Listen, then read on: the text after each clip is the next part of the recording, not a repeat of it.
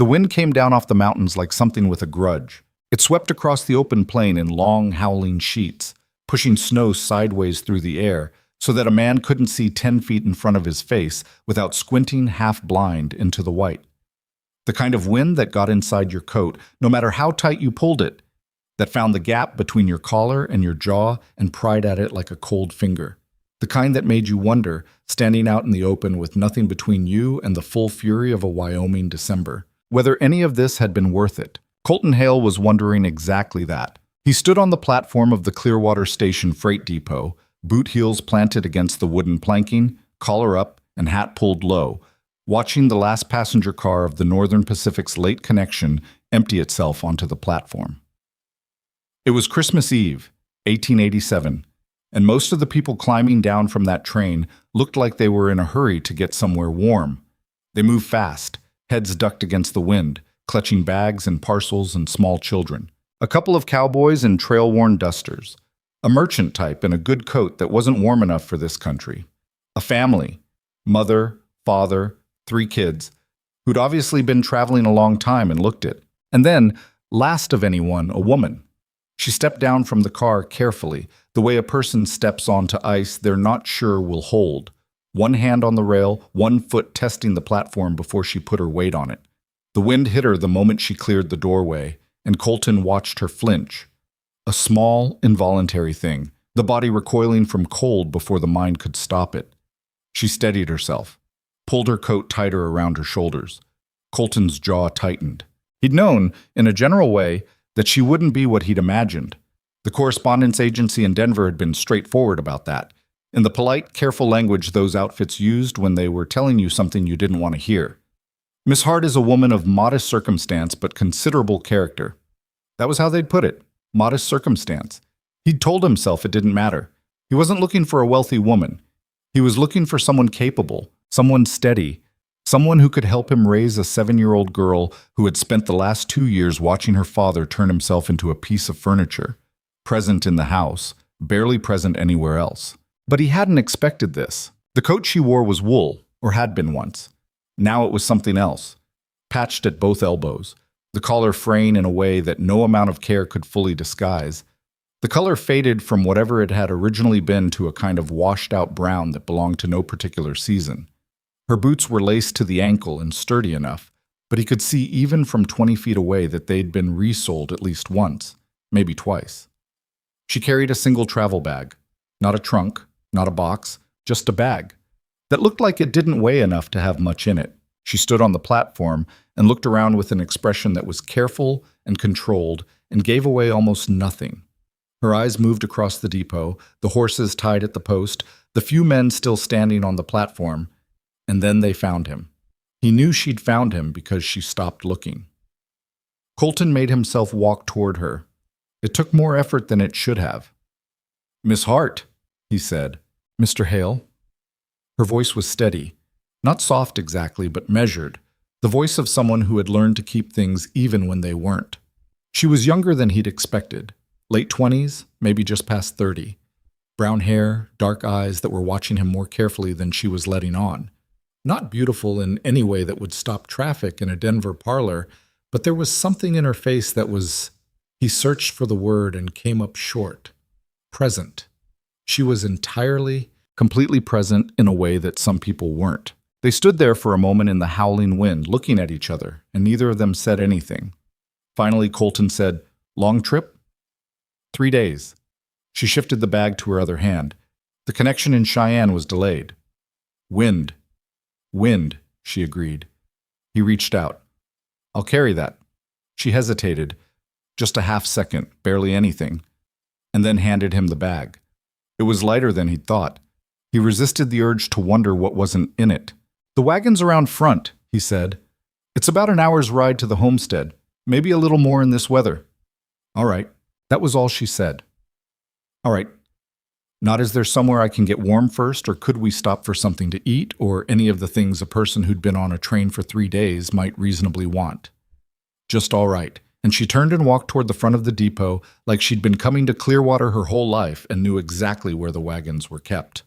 Colton followed her, carrying her bag, and tried to figure out what he'd gotten himself into. The ride out to the homestead was mostly quiet. Colton had a buffalo robe in the wagon bed. He'd thought to bring that much at least, and he'd spread it across the seat before they left town so she'd have something between her and the cold.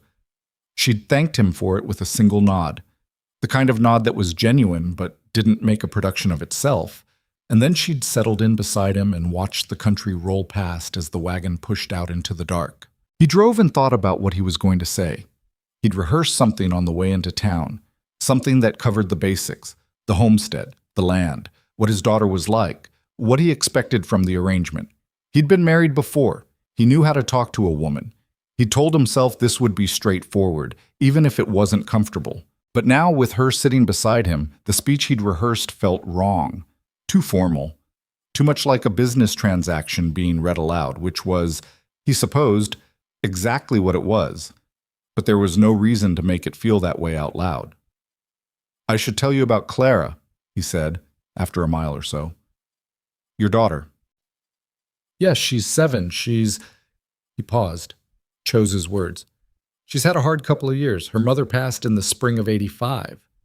Fever. It was fast." He kept his eyes on the horses. "Clara was 5. Old enough to know what happened, young enough that she doesn't always remember why things are the way they are." "What are things like?" The question was direct. He appreciated that, even if it caught him off guard. "Quiet," he said. "The house is quiet. I'm not easy to be around, I think. I know that. I work the land and I come in and I try to be a father, but there are stretches where I don't do it very well." She was watching him. He could feel it without looking at her. "I'm not looking for a replacement for her mother," he said. "I want to be clear about that. I'm looking for someone steady, someone Clara can rely on. The arrangement the agency outlined—" "I understand the arrangement," Evelyn said. He glanced at her. "I'm not under any illusions about why I'm here, Mr. Hale," she said. It wasn't cold. It wasn't even particularly blunt. It was just honest, the way a fact is honest. It simply is what it is. "And I'm not looking to be anyone's replacement either. I'm looking for a place to work and be useful. If that serves your daughter, so much the better." Colton turned back to the horses. Something in his chest loosened slightly, though he couldn't have said exactly why. "She may not warm to you right away," he said. "She's cautious. Took her the better part of a year to speak in full sentences to the woman who runs the dry goods in town, and she sees that woman every week. I can be patient. It might take more than patience. Then I'll bring more than patience." He drove without speaking for a while. The snow had let up some. The wind still pushed it around, but the heavy fall had moved on east, and through the breaks in the clouds he could occasionally see pieces of the sky, stars, scattered and hard and bright. The kind of sky that reminded you how far you were from everything. "Can I ask you something?" Evelyn said. Go ahead." "The agency's letter said your ranch is about 400 acres. Do you run cattle?" "Cattle and some horses. I've got 2 hired hands, brothers, Swedes. They're good workers. They bunk in a cabin out past the barn." "How many head?" He told her. She asked about the winter feed situation, whether the hay stores were sufficient, what the typical losses were in a bad season. By the time they turned onto the last stretch of road before the homestead, she'd asked him 11 questions, all of them practical, all of them the questions of someone who was trying to understand the work they were walking into rather than the impression they were making. He noticed that. The house was dark when they pulled up, except for one window. Clara was supposed to be asleep.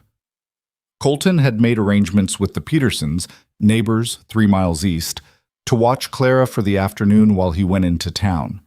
Mrs. Peterson had brought her back at supper time and put her to bed, or tried to. That one lit window was the lamp in Clara's room, and it told him exactly where his daughter was and what she'd been doing for the last however many hours, sitting up in bed in the cold, watching out the window. He set the brake on the wagon and jumped down to tie the horses. Evelyn stepped down herself before he could come around, light on her feet, no hesitation, and stood looking at the house with an expression he couldn't quite read in the dark. "It's not much," he said. He hadn't meant to say it. It came out before he could stop it. "It's a house," she said, and she didn't say it like she was being kind about it. She said it like it was simply and completely true, and what else would it need to be? He carried her bag to the front door and got the lamp going inside, and that was when Clara appeared at the top of the stairs. She was in her nightgown, barefoot on the cold floor, her brown hair loose around her shoulders, and her eyes wide. She'd gotten the Peterson woman's dark coloring, not his, sharp little face, serious brown eyes that saw more than they let on. She stood at the top of the stairs and looked down at them with the gravity of someone conducting an inspection. "You're here," Clara said. Colton looked up at her. "I told you to sleep." "I know." She didn't move. Her eyes had fixed on Evelyn. Evelyn stood in the doorway with the cold still coming off her coat, and she looked up at Clara, and something in the room shifted in a way Colton couldn't account for. He wasn't sure what he'd expected. Awkwardness, maybe. The stiffness of two strangers being presented to each other like items at a county fair. Instead, Evelyn tilted her head slightly and said, in a perfectly ordinary voice, "Hello." Clara said, "Hello." A pause. "Did you have a long ride?" "The longest," Evelyn said. "Are you cold?"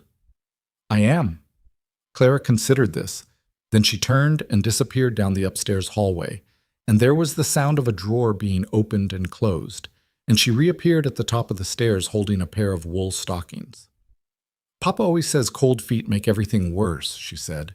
She held the stockings out, an offering. "These are mine, but they'd probably fit you." Colton watched Evelyn's face. She received the stockings.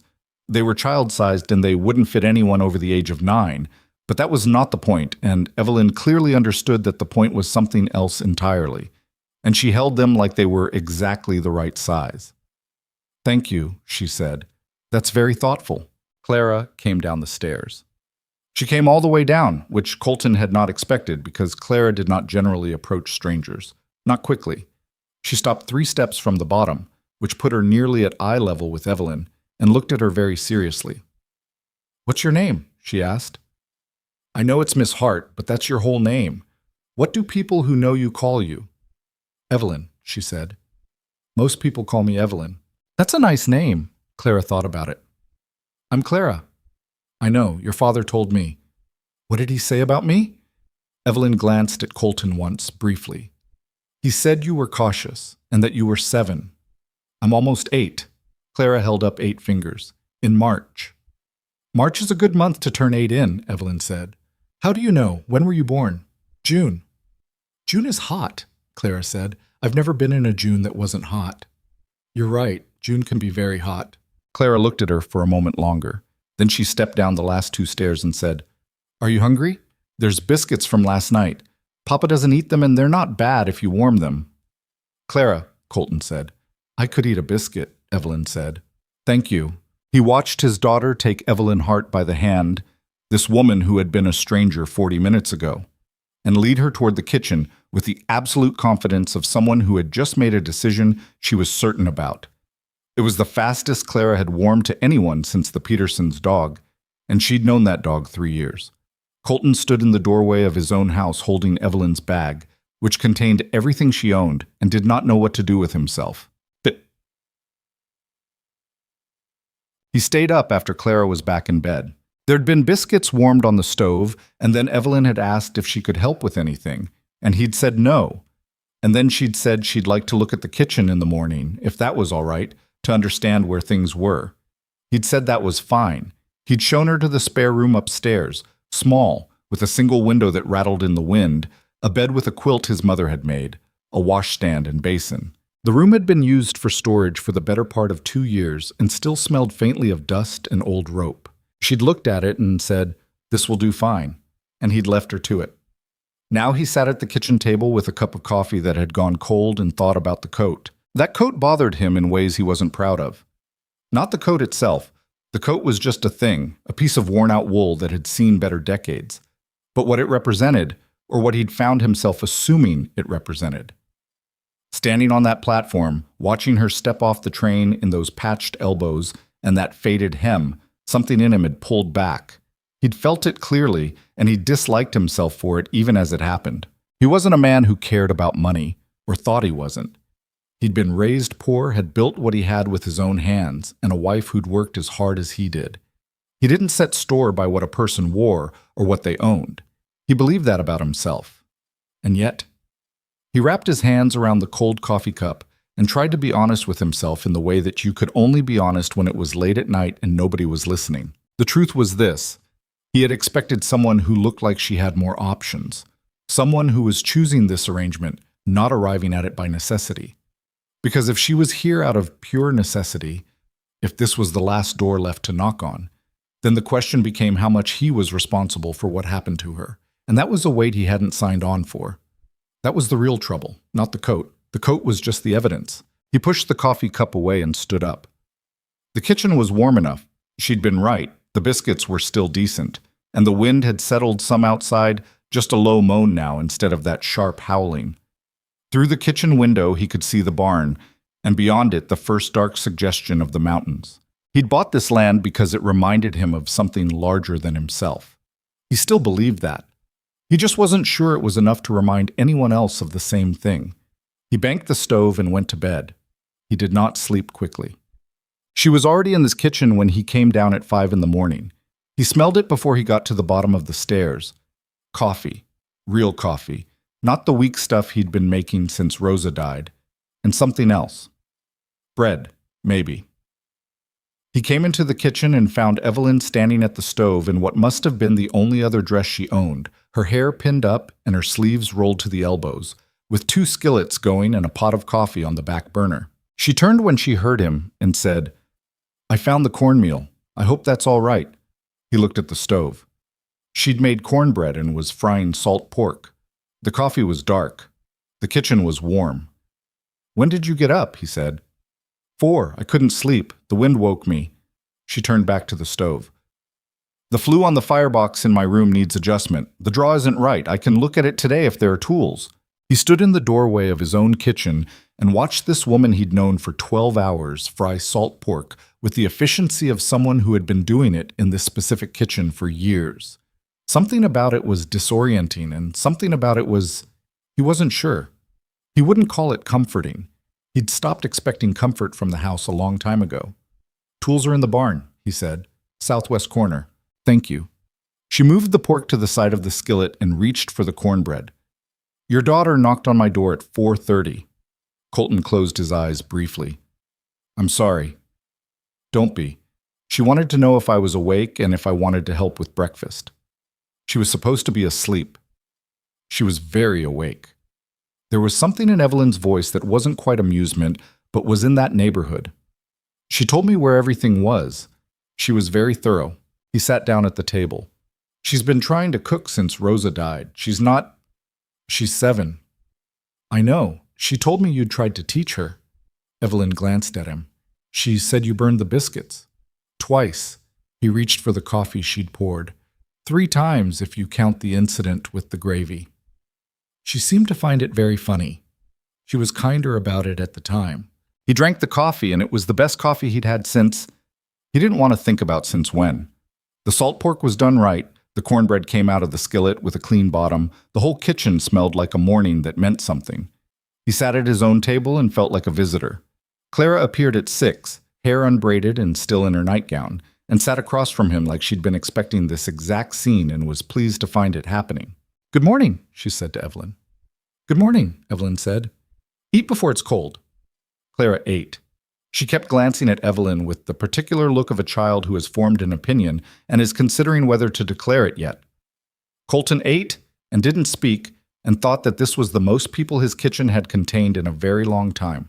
The week before Christmas was short and full of work. The cold didn't ease. If anything, it sharpened through the 3rd and 4th day, dropping below 0 at night and not climbing much past 10 during the day. The horses had to be checked more frequently. The water in the livestock trough needed breaking twice daily, sometimes 3 times. The 2 hired hands, Axel and Bjorn Lindqvist, moved through their work with the methodical patience of men who had come from a colder country and considered Wyoming winter merely inconvenient by comparison. But even they looked worn by the end of the day. Evelyn worked. That was the thing Colton noticed first and kept noticing. She didn't announce what she was going to do, didn't ask for credit when she did it, didn't position herself where she could be seen doing it. She simply identified what needed doing and did it. The first day she fixed the flue in her room, as she'd said she would. She also found the hinges on the front door that had been working loose since October and reset them. She oiled the kitchen pump, which had been sticking in the cold, and when Colton came in for lunch, the thing moved smooth and easy for the first time in 2 months. "How did you know to do that?" he asked. She looked up from the basin where she was washing up. "What?" "The pump. I packed the base seal with tallow," she said. "It dries out in the cold. My father's pump did the same thing every winter." "Where was that?" "Eastern Kansas, near Salina." He didn't ask more. She didn't offer more. But he filed it away. Eastern Kansas, near Salina, a pump that froze in winter. Some piece of a life before this one. The second day she reorganized the kitchen with Clara's enthusiastic help. The reorganization was not dramatic. Things didn't move far. Mostly they moved somewhere instead of wherever they'd ended up being put after Rosa died. But the effect was that Colton could find the flour without opening 4 different tins, and the coffee was where the coffee should be. And the dried herbs that had been sitting in a jumble on the highest shelf were arranged in a row where they could be read. "Did she ask your permission?" Colton asked Clara that evening. "She asked if things were where I liked them." Clara was finishing her reading lesson, pencil gripped hard, tongue at the corner of her mouth. "I said they mostly weren't where anything was, so she said we could put things where we wanted them." He looked at the rearranged shelves. "And where did you want them?" "Where I can reach," Clara said simply. The third day he came in from a cold morning's work to find Evelyn at the mending pile. She'd found it on her own. It was behind the bedroom door, in a flour sack, a year and a half of torn shirts and snagged pants, and Clara's dresses with the hems let down badly because Colton had done it in the dark and hadn't known what he was doing. It was the pile of things he'd been putting off because looking at it meant thinking about who used to sit in the chair by the window and work through it on Sunday afternoons. He stopped in the doorway. She looked up, saw his face. "I should have asked," she said. "No." His voice came out rough. He cleared his throat. "No, it's fine. It needed doing." She looked at him for a moment longer than a stranger would, and he didn't know what to make of that, so he took off his coat and went to the barn to check on the horses again, even though he'd checked them an hour ago. But on the 5th day, she asked about Clara's schooling. They were at supper, cornmeal mush and the last of the salt pork, which Evelyn had stretched further than Colton would have thought possible by adding dried beans and some herbs he hadn't known he had. Clara was telling an elaborate story about the Peterson family's cow that had apparently done something remarkable involving the fence and a hill, and Evelyn was listening with full attention the way she always listened when Clara talked. "Does she go to school?" Evelyn asked when Clara paused for breath. "There isn't one," Colton said. "Nearest school is in Clearwater, too far in winter." "Who teaches her?" "I do what I can." He looked at Clara. "She can read." "She reads well," Evelyn said. She turned to Clara. "How far in arithmetic?" "I can add," Clara said. "Papa taught me. I can add big numbers." "Show me." Clara thought for a moment. 47 and 36. "Yes," Evelyn said. "In your head." Clara scrunched up her face. 83. "That's right." Evelyn looked at Colton. "She's ahead of where she should be in reading. Her arithmetic is behind." "Does she know her tables?" "Some of them." "I taught school before," Evelyn said. It was the first time she'd offered anything unprompted about her past. "In Salina. 3 years." He looked at her across the table. "You were a school teacher." "I was." She turned back to her supper. "If you have no objection, I'd like to work with Clara in the mornings, an hour or 2, reading and arithmetic. It would give her something to do while the weather keeps her in." Colton looked at his daughter, who was vibrating with suppressed enthusiasm in the way she did when she wanted something and was trying to appear calm about it. "No objection," he said. Clara's composure broke completely, and she said, "Oh, good," in a voice that was louder than she'd intended, and then looked at her bowl and pretended she hadn't. Christmas Day was quiet. He hadn't done much for it the past 2 years. A small thing for Clara, something from the dry goods. Last year, a set of hair ribbons and a picture book with a cracked spine from Mrs. Peterson. He wasn't good at the occasion. Rosa had been the one who made December feel like something. The house had smelled like pine and baking in those years, and there had been a small paper star in the window. And even when there wasn't money for gifts, there had been the feeling that something was being marked, carefully and on purpose. He'd gotten Clara a carved wooden doll from the Mercantile in Clearwater, getting it in November before the weather closed the roads. He'd wrapped it in a piece of brown paper and left it on the table Christmas morning and felt, as he had last year and the year before, like a man reading instructions for something he'd forgotten how to do. Evelyn had made something. He didn't know when she'd had time for it or where she'd found the materials. But when Clara came downstairs Christmas morning, there was a small cloth rabbit sitting beside the wrapped doll. Not elaborate, just a simple stuffed shape with button eyes and ears made from what looked like the lining of someone's old coat pocket. A scrap-made thing. Colton had seen the type before, the kind of toy a mother makes when there isn't money for toys. Clara held it with both hands and looked at it like it had said something to her privately. "Did you make this?" she asked Evelyn. "I did. At night, while you were sleeping." "What nights?" "Several," Evelyn said. Clara held the rabbit against her chest. "Does it have a name?" "That's for you to decide." Clara thought about it for most of breakfast. "Margaret," she announced finally. Nobody asked why. It was just the rabbit's name, and that was the end of it.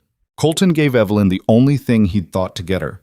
A pair of wool gloves from the Mercantile, plain and dark, nothing special. He'd bought them on the same trip he'd bought Clara's doll, standing in the Mercantile and looking at the gloves display, and thinking that this woman was coming from somewhere in Kansas in December, and probably didn't have adequate gloves, which turned out to be true because she'd been wearing cotton ones he'd seen her pull out of that thin bag on the first morning. She looked at the gloves, then at him. "Thank you," she said. "Your other ones weren't enough for this weather." "No," she agreed. They weren't. She put the gloves on her hands and held them up and looked at them the way Clara had looked at the rabbit, and then she folded them carefully and put them in the pocket of her wool coat like they were something worth taking care of. He looked away. Later that day, while the light was fading and Clara was asleep on the settee with Margaret the rabbit tucked under her chin, Colton and Evelyn were in the kitchen, him at the table with a cup of something hot, and her at the washstand, and the house was quiet the way it only got quiet on a still afternoon when everything outside had stopped moving. "Can I ask you something?" he said. She didn't turn around. "Go ahead." "Why Wyoming?" He meant, why here? Why this arrangement? Why this unknown man and his daughter, and this land at the edge of the world? He didn't know how to ask all of that at once, but he thought she'd understand what he was getting at. She was quiet for a moment. "I had a situation," she said, "in Kansas." He waited. "My father had debts after he died." She rinsed the bowl she'd been washing and set it to drain. "I spent 3 years managing those debts. I sold the house. I sold most everything in the house. I worked and paid what could be paid, and what couldn't be paid, She stopped, started again. "I did what I could do, and when it was done, there wasn't much left." He thought about that. "Did you have family?" "A sister. She married a man in Missouri. She offered to have me come, but I didn't want to." She picked up the next bowl. "I didn't want to go somewhere as someone's burden. And this isn't being a burden. This is an arrangement," she said. "I work. I earn my place. That's different." He turned the cup in his hands. "What were the debts, if you don't mind?" "A man my father trusted who shouldn't have been trusted." Her voice was flat, the flatness of something that has been worked over enough times, it's worn smooth. "He borrowed money in my father's name. My father didn't know how much or to how many people until it was too late. And then my father died, and the money was owed, and there was no one else." Colton was quiet. "So," she said, "Wyoming." He sat at his table on Christmas Day and looked at his hands and thought about what it cost a person to end up somewhere like this. Not in terms of money, which was one kind of cost, but in terms of everything else that a life could cost you before it was done. "I'm glad you came," he said.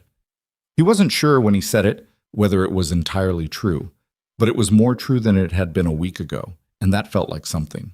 Evelyn didn't answer right away. Then she said, "Me too," in the same careful, measured voice she used for everything, and went back to her washing, and the house stayed quiet around them as the last of the Christmas light moved across the kitchen floor and disappeared. The cold held through the new year. January came in hard and stayed hard. The kind of month that made ranchers count their feed stores twice and pray they'd counted right. The mountains disappeared behind cloud cover that didn't lift for 10 days straight, and the world outside the homestead's windows became a uniform gray-white that gave no hint of distance or direction. The only thing that moved with any regularity was the smoke from the chimney, and sometimes even that got pushed back down by the wind. Inside, the house changed. Colton noticed it the way you notice the hour hand on a clock. Not the movement itself, only the distance traveled when you look up again. The kitchen smelled different. Not better, exactly, or not only better, but inhabited in a way it hadn't been for 2 years, like a room where someone had opened a window and let the season in. The mending pile was gone, every piece of it worked through and returned to where it belonged, the shirts folded and stacked, Clara's dresses hanging on their pegs with the hems done right, even and close, the way a woman who'd once had to make things last knew how to do them. The front room had a rug again. He hadn't even noticed the rug was gone until it came back. Evelyn had found it rolled up behind the wood box, dusty and curled at the corners, and beaten it clean outside in the cold and laid it back where it belonged in front of the settee. He'd walked across it 3 times before he registered that it was there, and then he'd stood in the middle of the room and felt something he couldn't entirely name. Not grief, not gratitude. Something between them. The lessons were the thing Clara cared most about. Evelyn had started on the 2nd day of January, the 2 of them at the kitchen table in the morning while Colton was out doing the early feeding. When he came back in an hour later, stamping ice off his boots, he could hear Clara's voice through the door, reciting multiplication tables with the focused intensity she brought to everything she decided to take seriously. 7 times 4. 7 times 5. A pause. Then a guess. Then Evelyn's voice saying close, "Try again." And Clara saying 28, not a question this time, a statement. He stood in the mudroom for a moment longer than he needed to. There was something about hearing Clara's voice without the hesitation in it, the particular hesitation she'd developed over the past 2 years, the checking of the room before she spoke, the calibration of whether whatever she was about to say was worth the air. That stopped him. In there, over a multiplication table, she sounded like a child who expected to be listened to. Just that. Nothing complicated about it. He went in and poured his coffee and didn't say anything, and neither of them looked up from the slate board Evelyn had found somewhere. He didn't ask where. He suspected it had come from the same place as the needle and thread she'd used for the rabbit. And the lesson continued until Clara declared she was hungry, and Evelyn said they'd covered enough for the morning anyway. "How far did you get?" he asked, not to either of them in particular. "She knows all her 7s now," Evelyn said. "I always knew 6, Clara said. 6s are easy. It's the 7s that are sneaky." "Why sneaky?" Colton said. Clara considered this seriously. "They look like they should be easy, and then they're not." She picked up her biscuit. "Like some people." He didn't ask who she meant. It was Axel who first said something. Axel Lindqvist was the older of the 2 brothers, 35, with a wide, flat face and a manner that tended towards silence unless he had something to say, at which point he said it without particular regard for whether it was what you wanted to hear. He and Bjorn had worked the Hale Ranch for 3 years, and they were good hands, dependable in the way that men are dependable when they have decided a place is worth their dependability. And Colton trusted them with the stock and the equipment and, when necessary, with the kind of honest assessment that you sometimes needed from a man who had no stake in flattering you. Axel came to him one morning in the 2nd week of January when they were working on a stretch of fence that the snow had leaned on and buckled. They'd been at it for an hour in silence, pulling wire and resetting posts, and then Axel put down his pliers and said, without preamble, "That woman can work." Colton kept his eyes on the wire. "She can." Bjorn says she fixed the water barrel brace on the south side of the barn. He didn't ask her to. She noticed it was going. Axel picked up his pliers again. "She cooked something and left it at our place Tuesday. Beans and salt pork and a pan of cornbread." He paused. "We weren't expecting it." "Did you eat it?" Bjorn ate 3 bowls. Another pause. "It was good." Colton straightened up and looked at the fence post they'd just reset. "You have a point, Axel, or are you just talking at me?" The older man shrugged, which for Axel was the equivalent of a fairly long speech. "Just saying, she's not what I would have expected." "What did you expect?" "I don't know, something softer." He said softer the way he'd say useless as a single blunt fact. She's not that. Colton picked up his end of the wire. No, he said. She's not. They finished the fence in silence, which was how Axel preferred things. But Colton turned the conversation over in his mind for the rest of the morning. He'd been doing that a lot lately, finding small things and turning them over, the way you find a piece of quartz on a trail and keep picking it up and putting it down because there's something in it you're still trying to figure out. He found out about Selena by accident. He'd ridden into Clearwater for supplies toward the end of January. The road had cleared enough to make it passable, barely, and the stock needed things that couldn't wait. He was at the counter at Durbin's Mercantile when Mrs. Durbin, who ran the counter while her husband ran everything else, asked him how the new woman was settling in. He said fine. Mrs. Durbin, who was a compact, efficient woman of about 50, with the particular attentiveness of someone who processed and retained a large volume of information as a professional matter, said, "I had a letter from my cousin in Selena last fall. She mentioned a woman by the name of Hart, Evelyn Hart." Colton kept his face neutral. "What about her?" "Said she'd been a school teacher there. Good one, apparently." Mrs. Durbin was folding his receipt with the precision of a woman who folded everything precisely. "Said she gave it up to manage her father's affairs after he passed. Said there were debts." "People have debts," Colton said. "Considerable debts. From what my cousin heard, the man who put those debts there, a fellow named Pruitt, ran a kind of investment scheme, came through the county a few years back. He'd borrowed against 4 or 5 families' properties using their names. By the time anyone knew what he'd done, he was gone." She handed him his receipt. Most of those families had husbands or brothers to absorb the loss. Miss Hart had neither. She took it all herself. He put the receipt in his coat pocket. "Why are you telling me this?" "Because," Mrs. Durbin said, with the particular directness of a woman who had decided something and wasn't embarrassed about it, "I wanted you to know what you've got, in case you didn't." He thought about that on the ride home.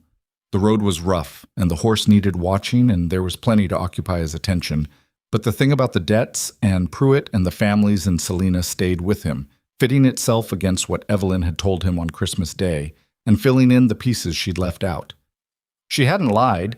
She'd said a man her father trusted had borrowed money in his name, and that was exactly what Mrs. Durbin's cousin had described. But she hadn't said how many people had been hurt, or that she'd been the only one without someone to stand beside her when the accounting came due. He got home and put the horse away and went inside and found Clara at the kitchen table working through long division problems on her slate while Evelyn mended a tear in one of the curtains by the window. He watched them for a moment from the doorway. These 2 people in his kitchen in the late afternoon light, the child frowning at her arithmetic, and the woman working her needle through old fabric with even, patient stitches. "Supper's another hour," Evelyn said without looking up from the curtain. He hung his coat and went to help with the horses. He didn't say anything to Evelyn about what Mrs. Durbin had told him. He wasn't sure why, at first. It wasn't that he thought she'd be upset. She wasn't the kind of person who came apart because someone had spoken about her life to someone else. It was more that saying, "I heard what happened to you in Selena, I know more now than I did before," seemed like something that ought to require more from him than he was ready to give. He'd heard it, and he'd thought about it, and it had changed something, and he didn't know yet what to do with the change. So he watched instead. He watched the way she handled Clara, which was not like handling at all, more like navigating around her, giving her room and attention in equal measure, the way you work with an animal that's been frightened and needs to learn on its own terms that there's nothing to be frightened of. Clara had never been an easy child in the way some children were easy, cheerful, and pliant, and content in almost any weather. She was intense and observant, and she felt things that she didn't always have language for. And in the year after Rosa died, she'd turned that intensity inward in a way that sometimes scared him. With Evelyn, she turned it outward. He watched his daughter ask questions and get answers. Real answers, not the simplified ones he'd been giving her because he didn't know how to explain things in ways that satisfied her, and also didn't break his heart to say out loud. Evelyn told her the names of plants and what they were good for.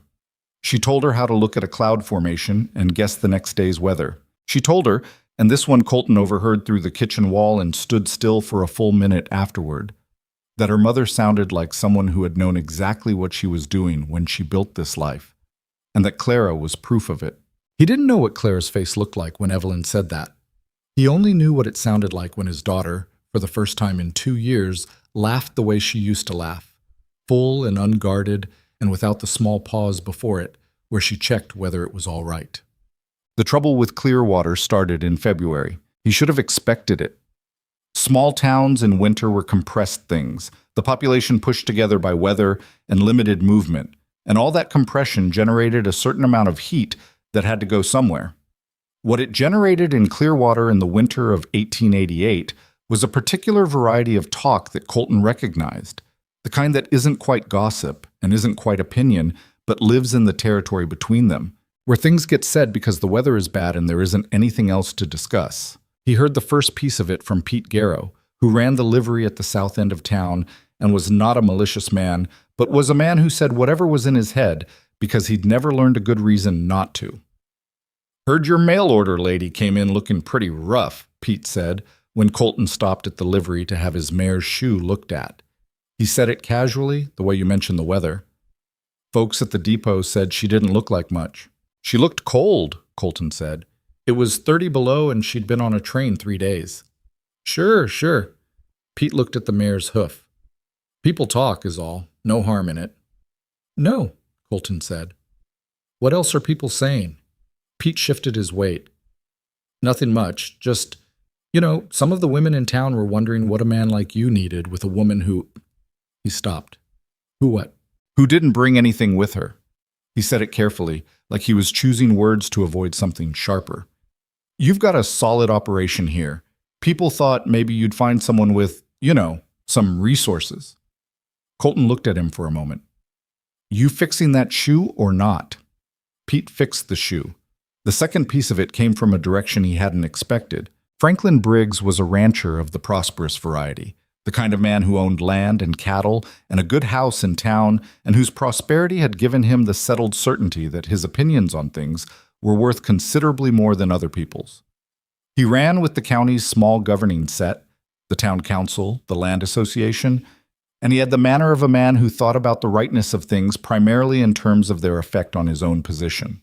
Colton had known Briggs for 8 years without liking him much, and without making anything of not liking him, because Briggs wasn't a man you needed to like to do business with, and until now, he hadn't been a man who'd given Colton any particular trouble. He ran into him outside the bank in early February on one of Colton's supply runs into town, and Briggs fell into step beside him with the ease of a man who had decided to say something and had picked his moment. "Hail," he said. "How's the place coming through winter?" "Fine." Good. Feed holding up?" "Fine, Franklin." "Good." He paused. "I hear the woman you brought from Denver. She settled in all right?" "She settled." Briggs nodded slowly. I hear she's been up at the Peterson place a few times when Marta Peterson needed help, and helping out some of the other women in the area when things came up." He said this in a tone that made it sound like something other than what it was. "That's neighborly of her." "It is. It's just—" Briggs paused again. A particular kind of pause that meant he'd been working up to saying something and was now going to say it. "Some folks are wondering if she's entirely suited to the position. What I mean is, a woman with no property, no family connection, no references beyond a letter from a Denver agency." He spread his hands. "People are talking about whether it's a wise arrangement, for your sake, and the child's." Colton stopped walking. Briggs stopped too, and looked at him with the expression of a man who believed he was delivering wisdom rather than something else entirely. "The child," Colton said, "is thriving. The house is running better than it has in 2 years. The mending's done, the pump works, the flue's been fixed, and my daughter can do her multiplication tables." He said it evenly. "I'm not sure what problem you're identifying, Franklin." "I'm identifying optics," Briggs said. "A woman with nothing to her name, showing up in rags." She showed up in a wool coat that needed replacing, not rags. With no resources, no family to speak of, debts behind her. He held Colton's look. "People wonder what she's after." "She's after a place to work and be useful," Colton said.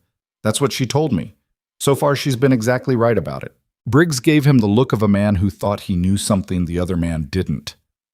"Just be careful is all. Arrangements like this, women like this, they don't always have the same intentions as they let on." Colton looked at him for one more second. Then he went on about his business. He told himself, driving home that afternoon, that Briggs was a fool and the rest of them were worse, and that was the end of it. He believed that for about a week. The trouble with doubt, the particular kind of doubt that other people plant in you, the kind you didn't manufacture yourself but can't seem to uproot once it's in, is that it works slowly. It doesn't announce itself. It starts small, in the moments when you're too tired to argue with your own head, and it uses the things you already worry about and builds on them the way a thistle builds on poor soil. He had plenty to worry about already. He worried, in the practical way of a man running a ranch through a bad winter, about the hay stores and the cattle and the fence on the north line that needed more work before spring. He worried about Clara and whether this arrangement was giving her something real or just the appearance of something real. He worried. And this was the worry he was least comfortable with, the one he turned away from fastest, about what happened if it didn't work. If this woman who had come from Salina with a single bag and a worn wool coat and a level of competence that continued to surprise him decided that Wyoming and the Hale Ranch and the arrangement in general were not what she'd bargained for and left. What that would do to Clara, who had already lost one woman from this house, and who had taken to Evelyn with the particular trust of a child who hadn't expected to trust anyone again. That was the worry Briggs's words latched onto and pulled. What was she after? He didn't believe it, not the way Briggs meant it. He didn't think Evelyn Hart was running some scheme or that there was calculation underneath the competence. He wasn't that kind of fool. But the words were there now, small and persistent, and they made him watch her differently. Not with suspicion exactly, but with a new awareness of how much he'd stopped questioning things. He started keeping a little more distance. It wasn't dramatic. He didn't withdraw or go cold in any way that would have been obvious to Clara, or he hoped not. He was just careful. He answered her questions about the stock and the fencing work the same as before, but he stopped sitting at the kitchen table after dinner in the way he'd started doing, that easy half hour where Clara talked and Evelyn listened and Colton found himself saying things without quite planning to. He went to bed earlier. He left the house earlier in the morning. He found more work to do outside. Evelyn noticed. He was sure she noticed. She was too careful an observer not to, but she didn't say anything, and that was somehow worse than if she had. She kept to her work, kept Clara's lessons going, kept the house running, and did not look at him with reproach or confusion or ask what had changed. She simply continued, with the patience of a woman who had learned to absorb things without reacting, and he found her patience more difficult to be around than anger would have been. Clara was not as diplomatic. "You're being weird," she said to him one evening in late February with the directness that 7-year-olds deployed like a tool they hadn't yet learned needed handling with care. He looked up from the harness he'd been repairing by the stove. "I'm being what?" "Weird." She was at the table doing her reading, but she'd closed the book and turned to look at him. "You don't come eat with us anymore. You come in, and then you go right to bed." "I've been tired." "You're always tired in winter. That's not new." He set down the harness. "Go back to your reading, Clara." She looked at him the way she sometimes looked at things she was trying to understand by looking at them harder. "Did Evelyn do something?" "No." "Did she say something wrong?" "No." "Then why are you so—" "Clara." She picked up the book. But she was still watching him over the top of it, and he could tell that this wasn't finished, just paused. His daughter held on to things. It was not a quality she'd gotten from him, or not only from him. It came apart, whatever fragile balance he'd been maintaining, on a Thursday afternoon in the last week of February. He'd come in from the barn earlier than expected. A problem with one of the mares had resolved itself faster than he'd anticipated, and the cold had gotten into a bruised place on his hand that made fine work impossible, so he'd come in to warm up before the afternoon feeding. He came through the back, the mudroom, and stopped at the kitchen door because there were voices inside. Evelyn was talking to Clara. He could hear the low, even cadence of her voice and Clara's lighter one underneath it, and he'd been about to push open the door when something in the tone stopped him. Clara was crying. Not loudly. Clara cried the way she did most things, with most of it turned inward, but he could hear it. And Evelyn's voice was doing the thing it did when it was being most careful, that particular measured gentleness she used when Clara needed steadying. "I miss her in the spring the most," Clara was saying, "because she liked spring. She used to take me to look for the first flowers. She said they were brave. Brave, Evelyn said. That's a good word for them. She was brave. A pause. A small, wet breath. Do you think she knew? When she got sick, do you think she knew she wasn't going to get better? Silence. I think, Evelyn said slowly, that people who love you very much know that you're going to be all right, even when things are hard. I think that's what she would have been thinking about. But how do you know? I don't, Evelyn said. Not for certain, but I know that anyone who built a life like this— He could hear her, he thought, gesturing, though he couldn't see it. Who raised someone like you and who loved her family the way she clearly did. That kind of person doesn't leave without knowing the people she loves are going to find their way. She trusted that about you, I'm sure of it. Clara was quiet. I wish she could see I can do my sevens now, she said finally. Maybe she can, Evelyn said. I don't know how that works, but maybe.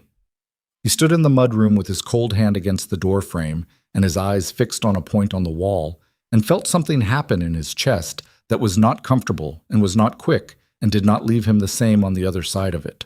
Pulki, the thing he'd been doing, the pulling back, the distance, the careful management of doubt, felt standing there like something mean-spirited and small. And Colton Hale was willing to admit a fair number of faults in himself, but mean-spirited and small were not ones he'd ever been accused of, and he didn't want to start now. The doubt hadn't been baseless. He understood that. A man with a child was right to be careful about who he let into that child's life. And the questions Briggs had raised, even in Briggs's particular unpleasant way, were questions a responsible person would ask.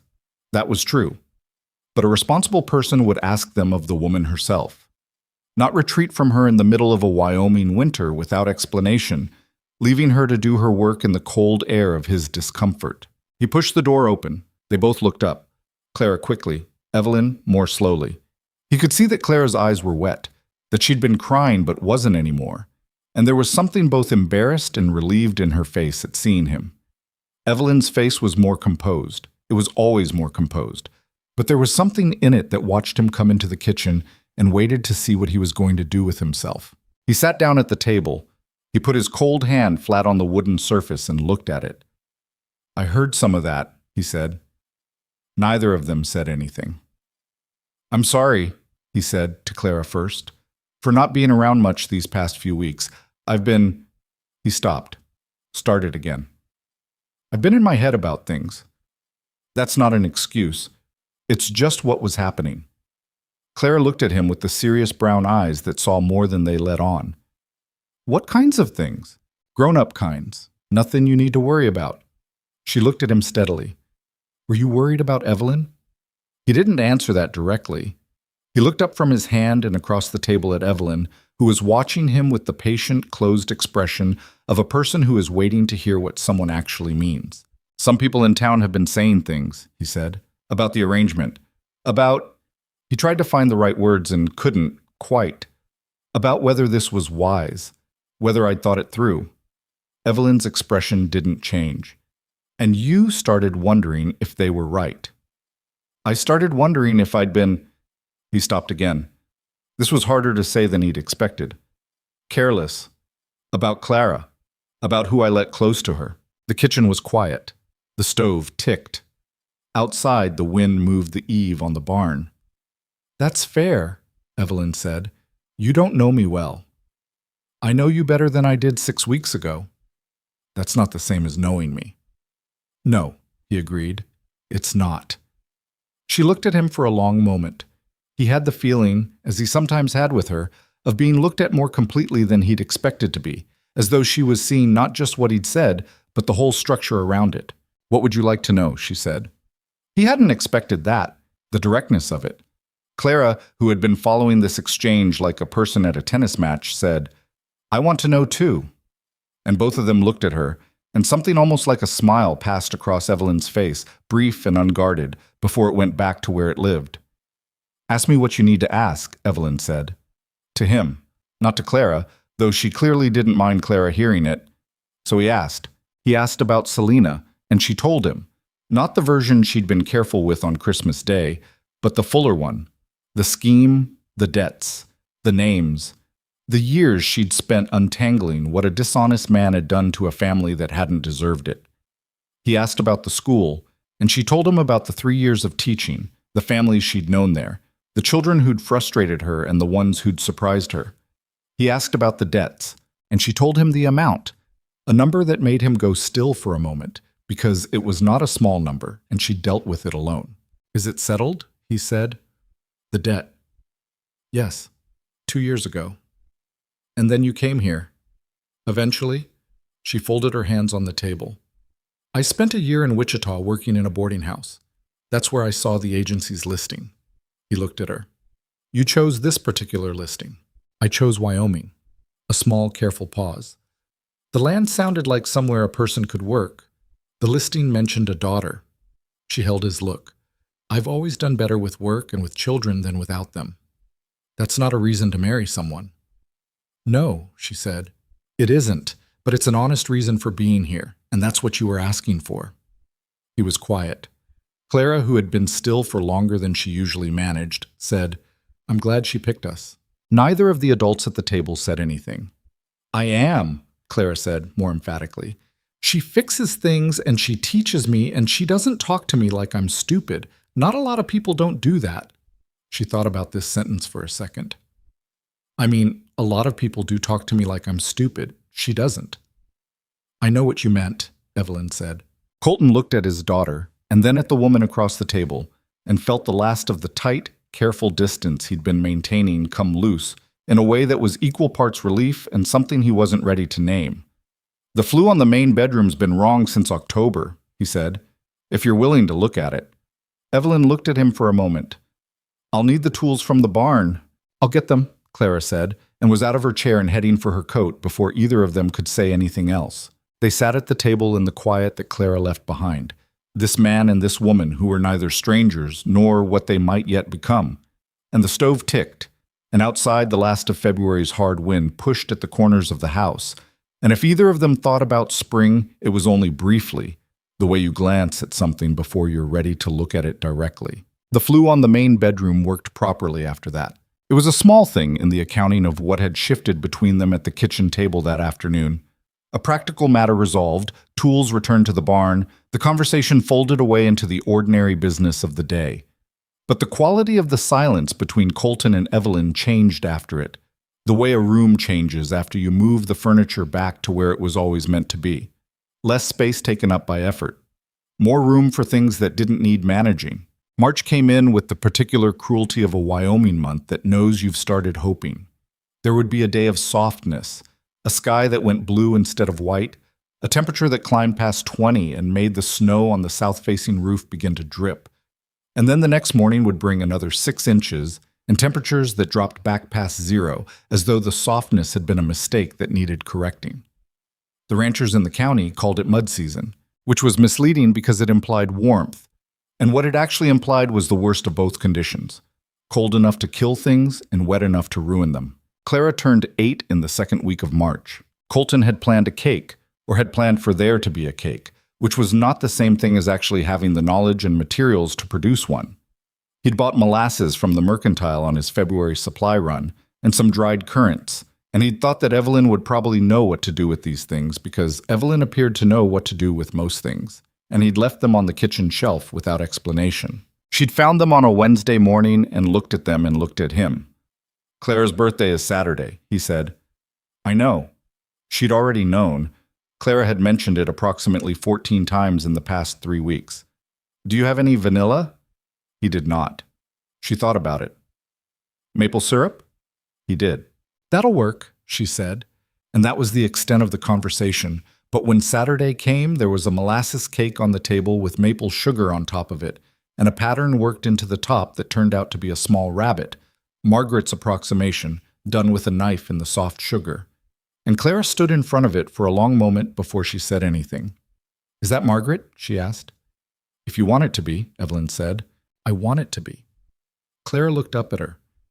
"How did you know how to do that?" "I practiced on paper first."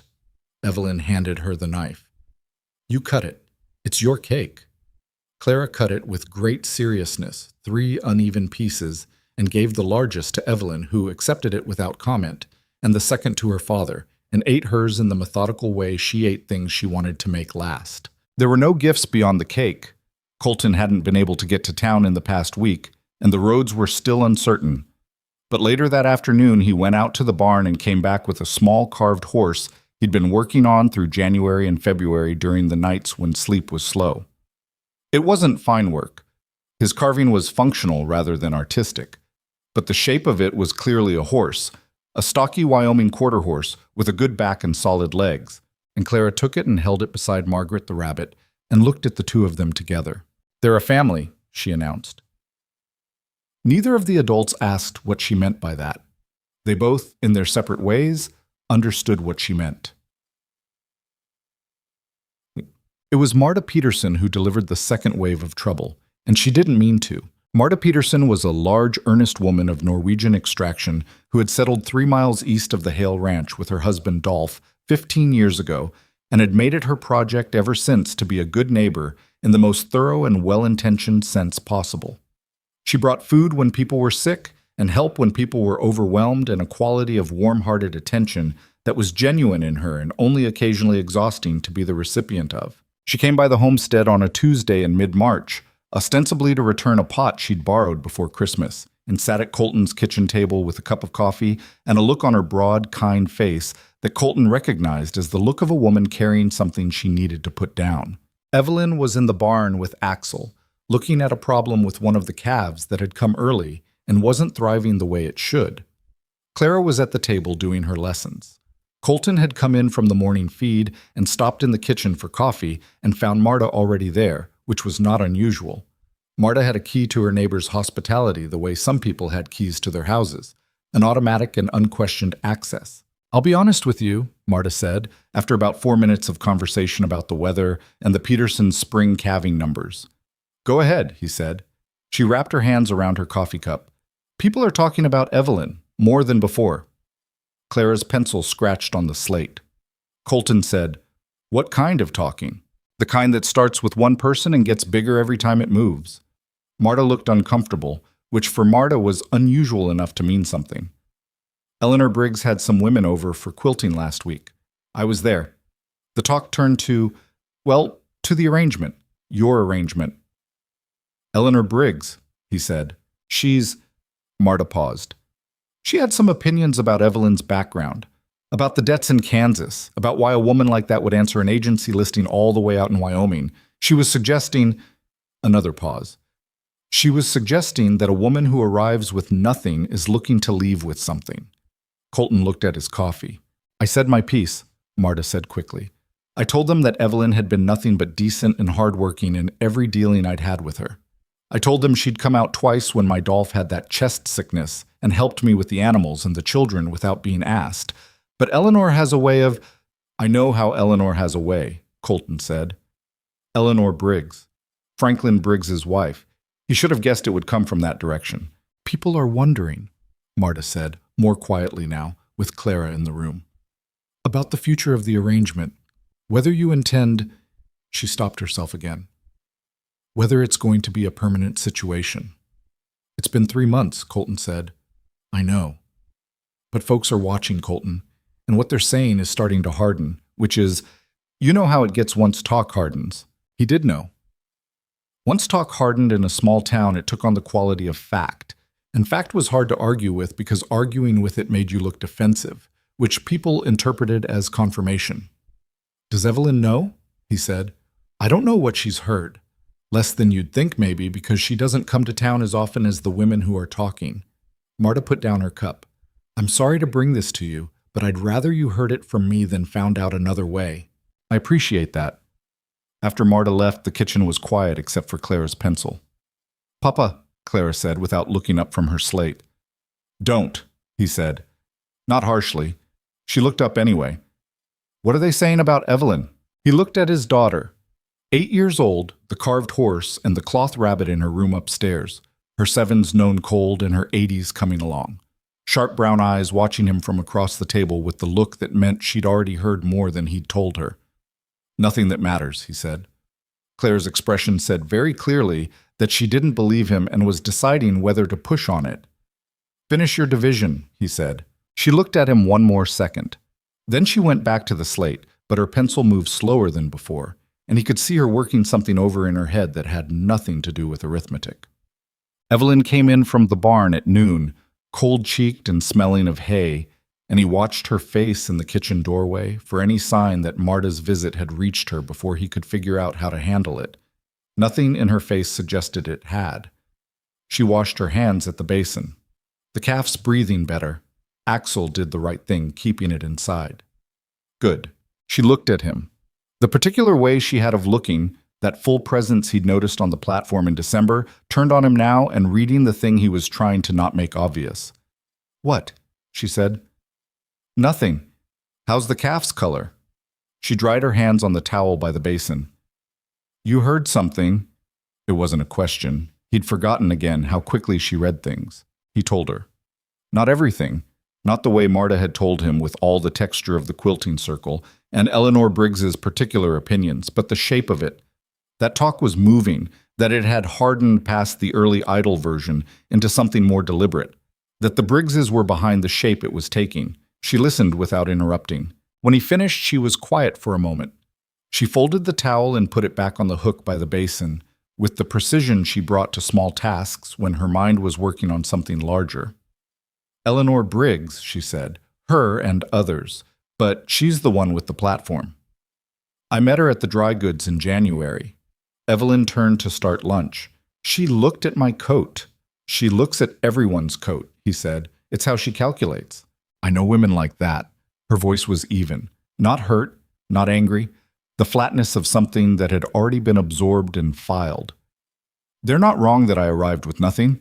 I did. They're not wrong that I had debts behind me. I did. They're choosing what it means. That's where they're wrong." He watched her cut salt pork into the skillet. Her hands moved steadily, the way they always moved, without hesitation. "It may get worse before it gets better," he said. "I know. If you wanted to address it, if you wanted to go into town, speak to people, and say what?" She kept her eyes on the skillet. "That I'm not what they think I am? People who've decided what you are don't hear anything else. You know that." He did know that. "What do you want to do?" he said. She was quiet for a moment. "What I've been doing," she said. "Work. Take care of Clara. Keep the house." She paused. "That's all I can do. And it either counts for something or it doesn't." He looked at her, this woman at his stove in a kitchen that ran better than it had in years, and felt the inadequacy of that answer even while he understood why it was the only honest one available to her. What he didn't say, because he wasn't yet sure of the ground under his feet, was that he thought she deserved better than waiting to see if her work would be enough for people who had already made up their minds. The withdrawal started small. It wasn't a decision he could point to afterward and say there, "That's when I made the mistake." It was more like a series of small side steps, each one with a reason that seemed reasonable in the moment. He stopped mentioning Evelyn to Axel and Bjorn, which was nothing in itself but had the effect of making her less visible, less real, in the language of the ranch. He avoided a conversation with Peterson when Dolph rode by to check on the calf, steering toward stock and weather and away from the subject of the house. At the dry goods in the third week of March, he ran into Franklin Briggs again and didn't say what he'd said in February. Didn't push back, just nodded and moved on and told himself it wasn't the place to fight that battle. The battle got smaller each time he didn't fight it. Inside the house, he was careful. He kept to the routines. Supper together, Clara's lesson in the morning, the evening hour when the stove was good and the day was done. But he stopped initiating, stopped sitting at the table when there wasn't a reason to, stopped the easy back and forth that had started to develop in February, the way two people in a small house in a long winter will start to talk about things that aren't strictly necessary because the alternative is too much silence. Evelyn didn't ask. She kept her own counsel the way she always had, with the self-containment of a person who had learned that asking for explanations didn't always produce them. But Clara felt it. Clara felt everything that happened in that house, cataloged it, and stored it with the exactness of a small accountant who was keeping track of something important. She watched her father come in and go out and sit at the table without settling into it, and she watched Evelyn move through the house with the quality that Clara had once said reminded her of a cat who had decided to stay but hadn't fully decided yet, And she said nothing about it for longer than Colton would have given her credit for. Then one evening, mid-March, she said something. He was by the stove after supper. Evelyn had gone upstairs. A headache, she'd said, the first time she'd admitted to any kind of physical complaint since arriving. Clara was supposed to be getting ready for bed and instead was standing in the doorway to the kitchen in her nightgown, in the posture of someone who had been working up to something. "She cried today," Clara said. He looked up. "What?" "Evelyn, this afternoon when you were with the horses." Clara's voice was careful and direct, the voice she used when she had decided something mattered enough to say clearly. "I came into the kitchen, and she was at the basin, and she was crying. She stopped when she saw me and said she had something in her eye." He didn't say anything. "She didn't have something in her eye," Clara said. He looked at his hands. "Papa." Her voice changed. Not older exactly, but more serious. The voice of a child who had carried things and knew the weight of them. "Don't do this." "Do what?" "What you're doing." She pressed her lips together the way she did when she was trying not to cry herself. "Don't make her leave." "Nobody's making anybody leave." "You're making her feel like she should." Clara's voice cracked on the last word, and she pulled it back hard and looked at him with the wet, furious look of a child who is refusing to cry because crying would make her feel young in a moment when she needed to feel otherwise. She's not doing anything wrong. She's doing everything right, and you're—" She stopped. "The people in town who are saying things about her don't live here. We do." He opened his mouth. "You know what she told me?" Clara said, faster now, like she needed to get it out before she lost the nerve. "She told me that my mother must have been someone special to build something like this. She said it because she meant it. She wasn't trying to say the right thing. She doesn't try to say the right thing. She says what's true." She wiped her face with the back of her hand. "And you're letting people who don't know her at all tell you what she is." The kitchen was very quiet. "Go to bed, Clara," he said, and his voice came out rougher than he intended. She looked at him for one more moment. Then she turned and went upstairs, and he heard her door close. Not a slam, which would have felt like less, and sat alone with the stove and the last of the evening and the particular weight of being correctly accused. He didn't sleep. He lay in the main bedroom with the flue working right and the cold pressing at the window glass, and went over the thing his daughter had said until he'd turned it every direction it could be turned. Clara was 8. 8-year-olds were not the most reliable sources of strategic advice. He knew that. She was also the most honest person in his house, possibly the most honest person he knew, because she had not yet accumulated the stack of reasons that adults collected for not saying what they saw. She'd seen it. He'd been doing what Briggs wanted him to do, not because he'd agreed with Briggs, not because he'd believed Eleanor's version of Evelyn, but because it was easier to step back than to step forward. Because stepping forward meant commitment, meant telling the town something about who he was and what he valued. And he'd been so hollowed out by 2 years of grief that commitment of any kind felt like something he wasn't sure he had the material for. That was the truth of it, the one under all the other explanations. It wasn't about Evelyn's coat or her debts or what people were saying. It was about the fact that caring about someone cost something, and he'd been running low for a long time. But he thought about what Clara had said. She doesn't try to say the right thing, she says what's true. And he thought about the mending pile that was gone, and the pump that worked, and the multiplication tables, and the rabbit made from the lining of a coat pocket. And he thought about Evelyn at the basin with something in her eye that wasn't something in her eye. And he thought about Rosa, and what Rosa would say to him right now, which was something he didn't often let himself think because it hurt in a place that hadn't fully scarred over. What she would say, he knew, was, "Colton, don't be a fool because you're scared." In exactly that order, with exactly that amount of patience, which was not a lot. He lay there until the early hours of the morning, and then he stopped lying there. He heard her before he saw her. He'd come downstairs at 2 in the morning, not sure why, some instinct moving him out of the room and down the stairs. The kitchen was dark, but the stove still had some heat in it, and the lamp in the front room was burning low, the one they left on when the nights were fully dark. She was in the front room. She was sitting in the chair by the window, the chair that had been Rosa's chair, the one he'd never told her not to use because that would have meant explaining why, and he hadn't been ready to explain, and she wasn't doing anything, not reading, not mending, just sitting. Her hands were in her lap, and she was looking at something in the middle distance, the private look of a person whose thoughts have taken them somewhere far from the room they're in. She heard him on the stair and looked up. "I couldn't sleep," she said. It was not quite an apology and not quite a statement, just information. "Neither could I," he said. He came into the room.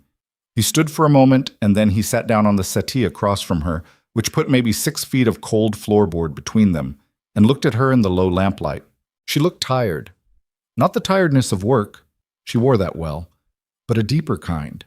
The tiredness of someone who had been holding a posture for a long time and didn't know when they'd be allowed to put it down. "I owe you something," he said. She looked at him carefully. "An explanation for the past few weeks." He laced his hands between his knees. "I've been pulling back. You've noticed." "Yes. It wasn't about anything you did." He said it and felt how inadequate it was. "That's not—" He stopped. "The people in town said things that found a place in me that I wasn't guarding as well as I should have been. And instead of dealing with that the right way, He shook his head. "I let it make me careful in ways that weren't fair to you." She was quiet, watching him. "What Clara told you," he said, "about her mother, about the life we had here, that wasn't—" He stopped again. Something was sitting in his throat. "That wasn't a small thing to say, not in this house, not coming from her." Evelyn's hands shifted in her lap. "She's a remarkable child." "She is." He looked up. "She told me tonight that you don't try to say the right thing, that you say what's true." He paused. "That's not common, in anyone." The lamp burned low between them. Somewhere outside, the wind found the edge of something and made a low sound against it. "I'm going to say something," Colton said, "and I want you to hear it in the spirit it's intended, which is, I've had a hard time saying it because I don't—" He exhaled, tried again. "I've been alone in this house with that child for 2 years, and what it's done to me is not entirely visible.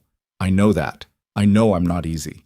I know I go cold when I should go forward, and I know I make things harder than they need to be because I don't know how to want something without being afraid of losing it." Mom's sought autumn. Evelyn didn't move. "I have been afraid," he said. "That's what the past few weeks were. Not doubt in you. Fear of what it means to let something be real." The silence stretched long enough to hear the stove settle. "That's honest," she said finally. Her voice was even, but something in it had shifted. Some small protective thing that had been drawn tight now loosened slightly. "It's the best I can do right now." She looked at him across the 6 feet of floorboard. "I'm not asking you for—" She paused, choosing. "I'm not asking for more than this arrangement provides. I want you to know that. I came here to work, to be useful. That's still true." "I know, but I'm—" She stopped. This was harder for her. He could see that, could see her working for the words the way he'd had to work for his. I'm finding it difficult to—" She looked down at her hands. "I don't want to be somewhere I'm making things harder for someone. That's not what I came here to do." "You're not," he said. "You're not making anything harder. Lately you've been— I know what I've been." He leaned forward, elbows on his knees. "That's not you. That is not you. You could not have done this better, Evelyn, not this." He meant the house and the work and Clara and the whole difficult winter, and he thought she heard all of what he meant. "What I've been going through is mine to deal with. It's not a verdict on you." She looked at him for a long moment.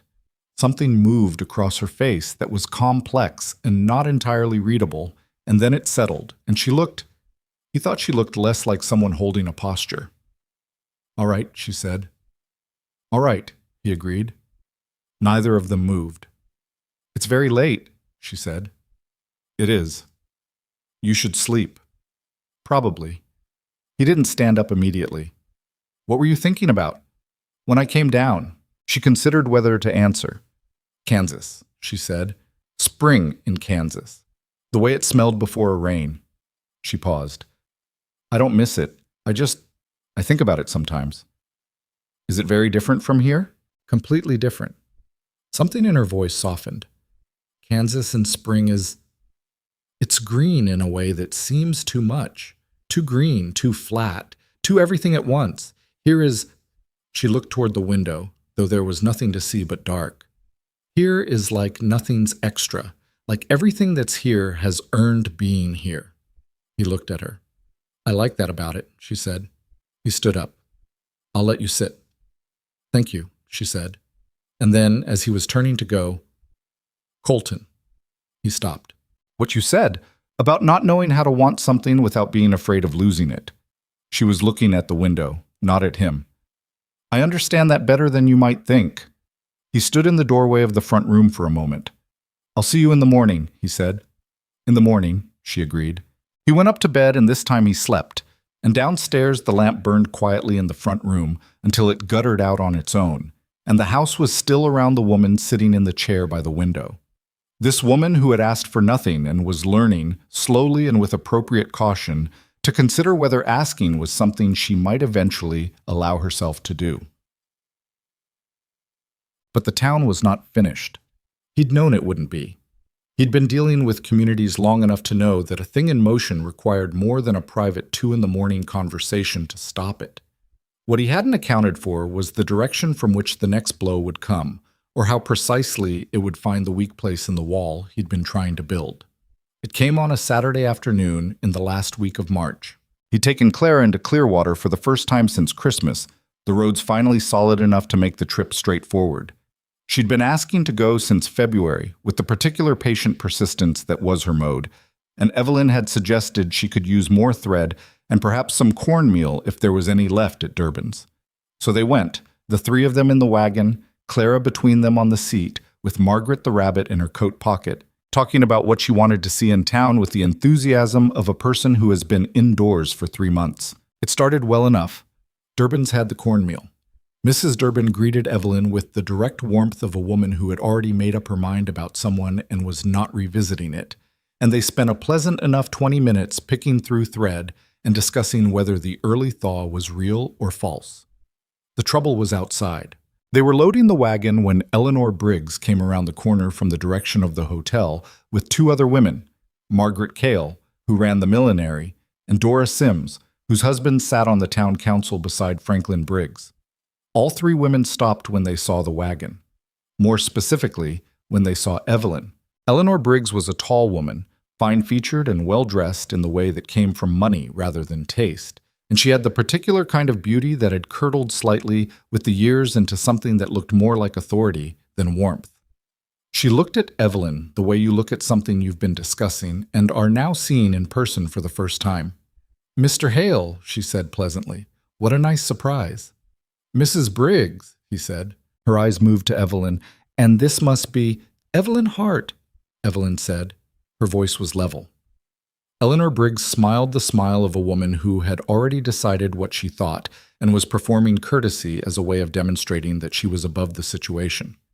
"Yes, I'd heard you were settling in. How are you finding Wyoming?" "Cold," Evelyn said, "but honest." Something moved in Eleanor Briggs's face.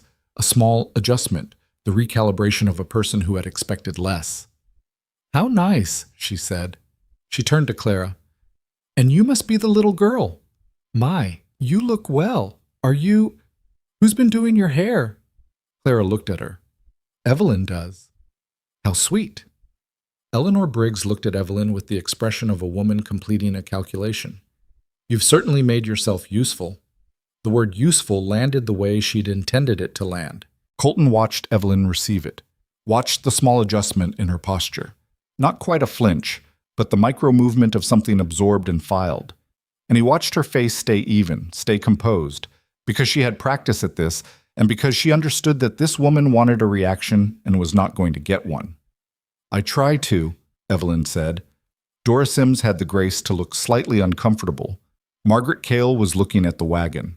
"We were just saying," Eleanor Briggs continued, with the ease of someone who had rehearsed this casually, "what a peculiar arrangement this must be, for all involved." Her eyes rested briefly on Clara. "Children need stability, of course. It must be—" A small pause.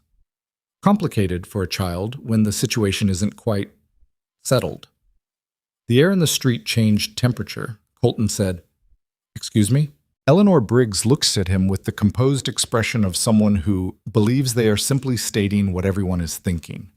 I only mean that an undefined arrangement, not quite a wife, not quite a, well, whatever the arrangement is, can be confusing for a child. That's all. You understand, Mr. Hale. It's the child one thinks of. Clara looked up at her. I'm not confused, she said. Eleanor Briggs blinked. I know exactly what the arrangement is, Clara said, in the serious, direct voice she used when she had decided a thing needed saying. Evelyn lives with us. She teaches me, and she fixes things, and she takes care of us. That's not confusing. She looked at the woman with the clear eyes of a child who does not yet know she's supposed to be intimidated. You're confusing.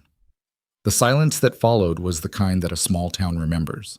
Dora Sims made a sound that was not quite a laugh, quickly suppressed. Margaret Cale suddenly needed to look at something on the other side of the street. Eleanor Briggs's composed expression held, but there was something working underneath it. Children say the most remarkable things, she said. They do, Evelyn said, particularly when they're telling the truth. She turned and put the last of the packages in the wagon. She did it without rushing, without the shaking hands that Colton half expected, with the complete calm of a woman who has decided what she will and won't be rattled by. Then she turned and looked at him, a simple, clear look. Ready? She said. He wanted to say more. There was something rising in him that wanted very much to turn to Eleanor Briggs and say things that could not be taken back, that would draw a line in the mud street of Clearwater in terms that everyone understood. But Evelyn's look said not here, not now, not like this, not as a retreat, but as a preference, the preference of a woman who knew the difference between winning a moment and winning the argument. Ready, he said. He helped Clara up and climbed onto the seat and got the horses moving, and as they pulled away from the front of the mercantile, Clara leaned slightly into Evelyn's shoulder with the matter-of-fact certainty of someone taking a position. Evelyn put her arm around the child. Colton drove. The three of them moved out of Clearwater in the last of the afternoon light, down the road that went past the fields that were still winter gray, past the tree line that was just beginning to show the faintest suggestion of something not brown at the tips of the branches.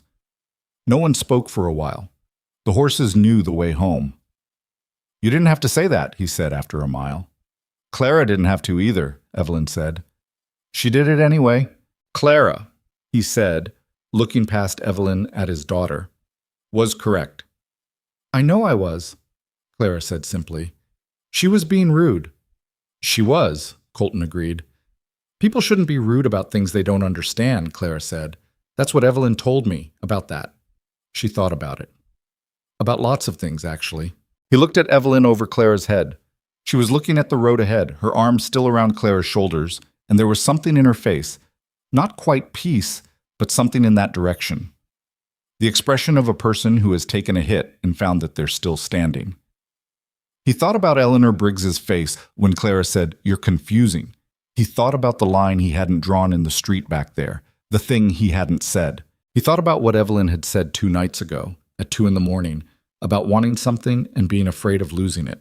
He thought about how long he'd been letting fear do the navigating. The horses moved steadily down the road toward home, toward the homestead where the smoke was probably still coming from the chimney and the lamp would need lighting in another hour. The light was going west and soft. That particular end-of-March light that wasn't quite spring but was no longer entirely winter, the light that didn't make any promises but at least had stopped lying about what the season was. He had things to say. He knew that now with the clean certainty you sometimes arrived at through a long road of not being certain. But the back of a wagon on a cold road with his daughter between them was not the place to say them. There would be a morning. There would, in fact, be a number of mornings. And what he did with them was going to say something about who Colton Hale was when it cost him something to be it. He kept driving, and the homestead came into view in the last light. And Clara said, "I can see the barn," the way she always said it, like finding it was a small victory over the distance. And Evelyn said, "So can I." And Colton said nothing, only moved the horses forward toward the place where he'd built his life, and was, slowly and at considerable personal cost, beginning to remember why. He didn't sleep again that night either, but it was a different kind of not sleeping. The first kind, the kind that had plagued him through February and into March, had been the restless, grinding insomnia of a man arguing with himself, turning the same worries over and finding new angles from which to feel bad about them. This was something else. He lay in the dark and felt, with a clarity that was almost physical, the shape of what he needed to do. Not comfortable, not simple, but clear in the way that things become clear when you stop trying to think your way around them and admit that you already know the answer. He just had to figure out how to say it without making a mess of it. That was where he was less certain. Colton Hale was a man who could fix a fence, read weather, manage stock through a hard winter, and hold a family operation together on limited resources and a great deal of stubbornness. He was not, by nature or practice, a man who found the right words for the things that mattered most to him. Rosa had known that. She'd worked around it, had learned the particular language of his silences, which ones meant affection and which meant trouble, which meant he was thinking and which meant he'd given up thinking and was just waiting for the season to change. Evelyn was still learning that language.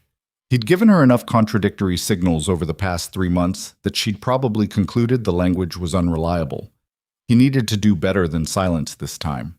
He was up before 4. He dressed in the dark and went downstairs and built the stove up from the banked coals and put the coffee on and sat at the kitchen table in the half-dark with his hands flat on the wood, like he was trying to feel the grain of the thing he wanted to say. Outside, the last of the March dark was absolute. No moon, no stars visible. Clouds had come back in from the west sometime in the night, the soft kind that sometimes meant the temperature was lifting rather than dropping. He could hear the horses in the barn moving, that low, muffled sound of animals settling and resettling, and the distant sound of Axel's dog. He thought about Evelyn's face in the street in Clearwater, the things she'd received from Eleanor Briggs, and the things she'd done with it. Not swallowed it, not dismissed it, but processed it with the particular efficiency of a woman who had been processing that kind of thing for a long time and had gotten very good at not letting it take her down. That efficiency had looked like strength from the outside. He'd admired it. But the night before last, at 2 a.m. in the front room, she told him she was finding it difficult, and that was the word she'd used. Difficult, in the careful, understated way she said things when she meant something heavier. He'd been making it difficult. He and Clearwater and the Briggses and the whole weight of a small frontier community deciding what a woman was worth based on the coat she arrived in. The coffee started, and he poured it, and he sat there in the early dark and thought about worth. He thought about the mending and the pump and the flu and the cake with the maple sugar rabbit on top of it. He thought about the multiplication tables and the long division and Clara's laugh coming unguarded through the kitchen wall. He thought about the chair by the window at 2 a.m. and a woman sitting in it thinking about Kansas in spring. He thought about the cloth rabbit made from a coat pocket lining and the wool gloves he'd given on Christmas, and the way she'd folded them and put them away like something worth keeping. He thought about 3 days on a train and 1 worn travel bag, and a life dismantled and paid forward until there was nothing left but the willingness to start somewhere new. And he thought about what a man owed, not in the financial sense, not in the transaction sense that the correspondence agency had dealt in, but in the human sense. What one person owed another person who had come in good faith and been given doubt in return. The answer was clear, and not comfortable, and absolutely necessary. He went to the barn at first light, not to check the horses, though he checked them. It was automatic, the daily inventory of a man for whom animals were both livelihood and responsibility. He checked the stock and broke the ice on the water trough, and stood for a moment in the smell of hay and horse and cold wood, looking at the workbench in the southwest corner where he kept the carving tools. He'd had something there since January. He'd started it in the same period as the horse for Clara, those long winter nights when sleep was slow and his hands needed something to do, but he hadn't finished it because he hadn't been sure what he was making it for. A small thing, walnut, close-grained, the kind of wood that took detail well when you had the patience for it. He'd been working it into the shape of a flower. Not a real flower, nothing with a name attached to it, just the idea of a flower, 5 petals, a central face, a stem that curved slightly at the base. He told himself he was making it to occupy his hands. He picked it up off the workbench now, in the gray light coming through the barn door, and turned it in his fingers. The carving was finished. He'd finished it sometime in late February without quite deciding to, and then set it down and left it there. It fit in his palm cleanly, the petals smooth, the stem holding the slight curve he'd worked into it. He stood there for a while, turning it in his fingers, in the barn that smelled like everything that was real and necessary about the life he'd built. Then he put it in his coat pocket and went to find the other thing. The other thing was upstairs, in the cedar box on the top shelf of the main bedroom closet. He'd known it was there for 3 years and had not opened the box since Rosa died, because the box contained the particular things that belonged to a life that was over, and opening it had felt like a kind of trespass. Rosa's mother's thimble. The deed to the first 40 acres he'd bought, signed in his hand and Rosa's together. A small brooch that had been Rosa's grandmother's, yes, pewter, in the shape of a sprig of leaves, nothing valuable to anyone who didn't know what it meant. He took the box down from the shelf. He sat on the edge of the bed and opened it. The smell of cedar came up first, then something underneath it that was older and harder to name. He sat with the box open in his lap and looked at the things inside it. The thimble, the deed, a letter in Rosa's handwriting that he didn't read, a small paper with Claire's first name on it in Rosa's hand, written before she was born, when they were still deciding, and the brooch, nestled in a fold of worn velvet, the pewter leaves quiet and unchanged. He sat for a long time. He was not trying to replace Rosa. He knew that with a certainty that went deeper than thought. Rosa was Rosa, and what they'd had was what they'd had, and no amount of time or forward motion would make it something different or less. But Rosa was gone, and she had been gone for 3 years, and the living still had to live, and he thought, he was fairly sure, which was as sure as he got about things, that Rosa would have understood the difference between honoring what was past and refusing to have a future. He thought she might, in fact, have had opinions about his stubbornness on this particular point. He took the brooch out of the velvet fold and held it in his hand alongside the carved flower. 2 things. One old, one new. One that belonged to what had been. One that he'd made from scratch with no template but what he'd felt when he was making it. He put them both in his coat pocket and went downstairs. Evelyn was in the kitchen. Of course she was. She was always in the kitchen before anyone else. That early competence that had startled him on the second morning and had stopped startling him sometime around week 3 because you stopped being startled by the things that became reliable. Coffee was on. She had flour out on the board and was working dough with her hands, the sleeves of her dress rolled to the elbows, and she turned when he came in the same way she always turned. Not quickly, just a half rotation, checking who it was, registering it, going back to what she was doing. He stood in the kitchen doorway in his coat, which he hadn't taken off, and said, "Can you stop for a minute?" She stopped. She looked at him more fully now, the way she looked when she was deciding whether something warranted attention. She read his face. Something in her expression shifted. Not alarm, but attention, the heightened kind. "Let me wash my hands," she said. He waited. She washed the flour off her hands at the basin, dried them on the towel, and turned to face him with the particular composure of a woman bracing for something without knowing what it is. He took the carved flour out of his coat pocket and put it on the kitchen table between them. She looked at it. She didn't touch it yet. "I made that in January," he said. "I've been leaving it in the barn since February because I didn't know—" He stopped, found the thread again. "I didn't know what I was making it for. I do now." She looked up at him. "I owe you an apology first," he said. "Not a general one. A specific one." He put his hands flat on the table, on either side of the flour, and made himself stay in the discomfort of what he was saying instead of rushing past it. "I let other people's opinions make me small when I should have been standing taller. I pulled back from you at a time when what you deserved was the opposite. That was wrong, and I knew it was wrong, and I did it anyway because I was scared, and being scared isn't an excuse." He looked at her directly. "I'm sorry." Evelyn's face was still. Not closed. He'd learned the difference, but very still, in the way of someone taking in something carefully. "The people in Clearwater who've been talking," he said. "Eleanor Briggs and whoever else has decided they know what you are from the outside of your coat. They're wrong, and I've let their wrongness live in my house for too long. I won't do that anymore." She breathed. Just that. A single breath, controlled. He reached into his pocket again and took out the brooch and put it on the table beside the carved flower. She looked at it, then at him, sharply. "That's My wife's grandmother's, he said. I want you to have it. Colton. The word came out careful. That's a family piece. You are... He stopped, tried that sentence again. You are becoming family. Slowly, with complications, and with a lot of me being an idiot about it. But that's what's happening, and I'd like you to know that I know that. The kitchen was very quiet. She looked at the two things on the table, the rough-carved flower and the old pewter brooch, handmade and inherited, new and old. I'm not asking you for anything right now, he said. This isn't a negotiation. I'm not putting conditions on it. He took a breath.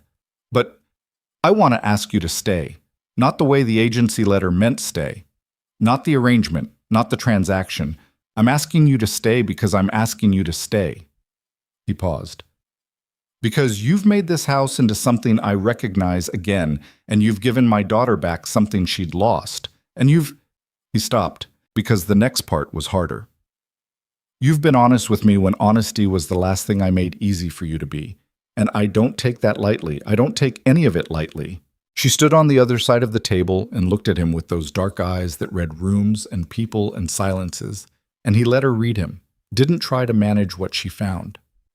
You're sure? She said. Not scared this morning?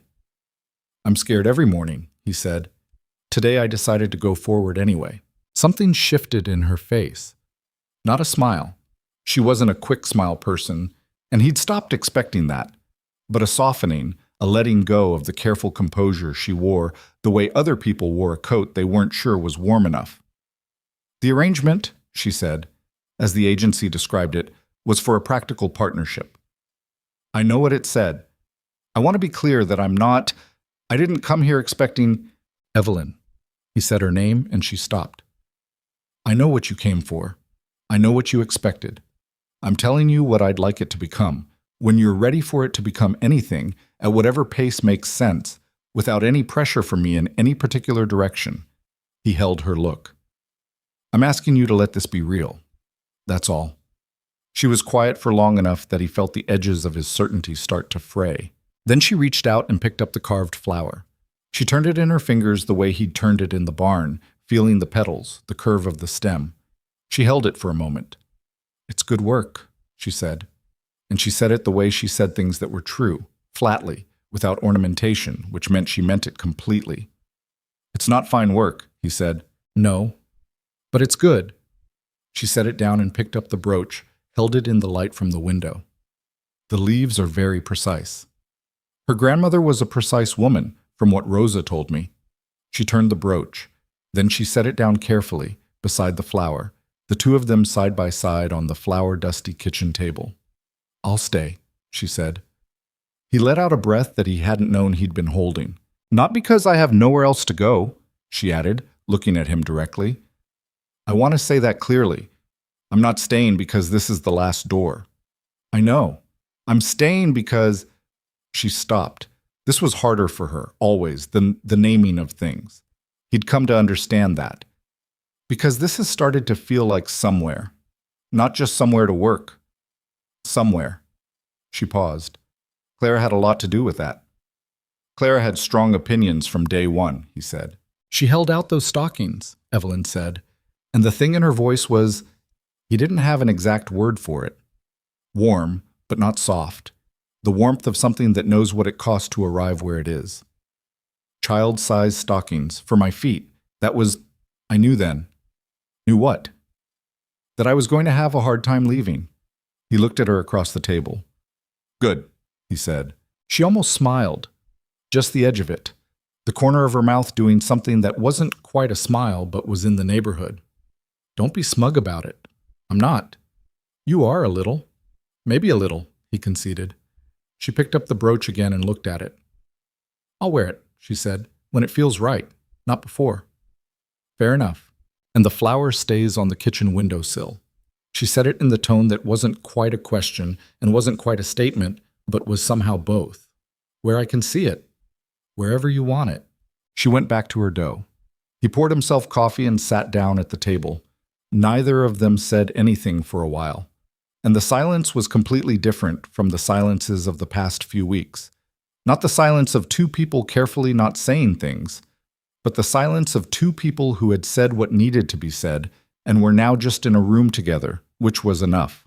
Clara came downstairs at 6:30, her hair loose and her eyes still half asleep, and stopped at the bottom of the stairs because she could feel something different in the kitchen, the way children feel these things. Some change in the air, the temperature of a room. She looked at her father, then at Evelyn, then at the carved flower on the windowsill. "What's that?" she said, pointing at the flower. "Your father made it," Evelyn said. Clara came into the kitchen and picked it up and turned it in her small hands the same way they'd both turned it. "It's a flower." "Yes," Colton said. "Did you give it to Evelyn?" "I did." Clara looked at the flower, then she put it back on the windowsill, carefully, in the spot Evelyn had placed it. "Good," she said, with the finality of a person who considers the matter settled. Then she sat down at the table and said, "Are those biscuits?" "They will be," Evelyn said. "Another 20 minutes." "I can wait," Clara said, and pulled her slate toward her to work on her eights while she waited, as though the previous 10 seconds had been a perfectly ordinary exchange, and life was now proceeding as expected. The next weeks were not easy, and they were not perfect, and that was the right word for it.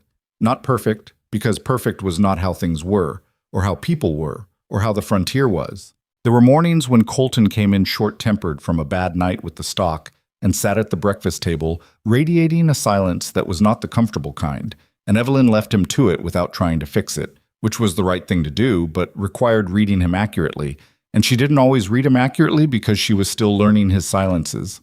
There were evenings when she retreated into herself in a way that he didn't know how to reach. When something in this day had found the old wound, the Kansas wound, the Pruitt wound, the years of carrying things alone, and she went quiet in a way that meant something different from her usual quiet, and he didn't always know the difference. There was a night in the first week of April when they argued. Properly argued, not the careful managed tension of before, but an actual argument about something real. Whether to sell 2 of the older steers now or hold them through spring and risk the feed running short. It was a legitimate disagreement about ranch management, and it escalated faster than either of them expected because it turned out they both had opinions, and neither of them was used to having them challenged.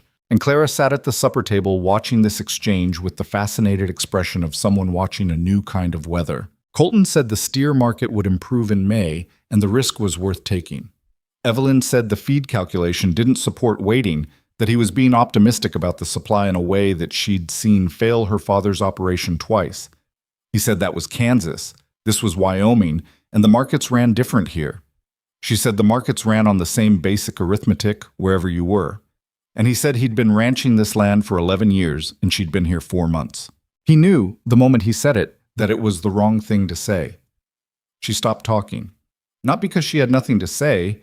He could see that she had several things to say, but because she was deciding what to do with the thing he'd said and which version of herself to be in response to it. Clara said very quietly, "Papa." He looked at his daughter.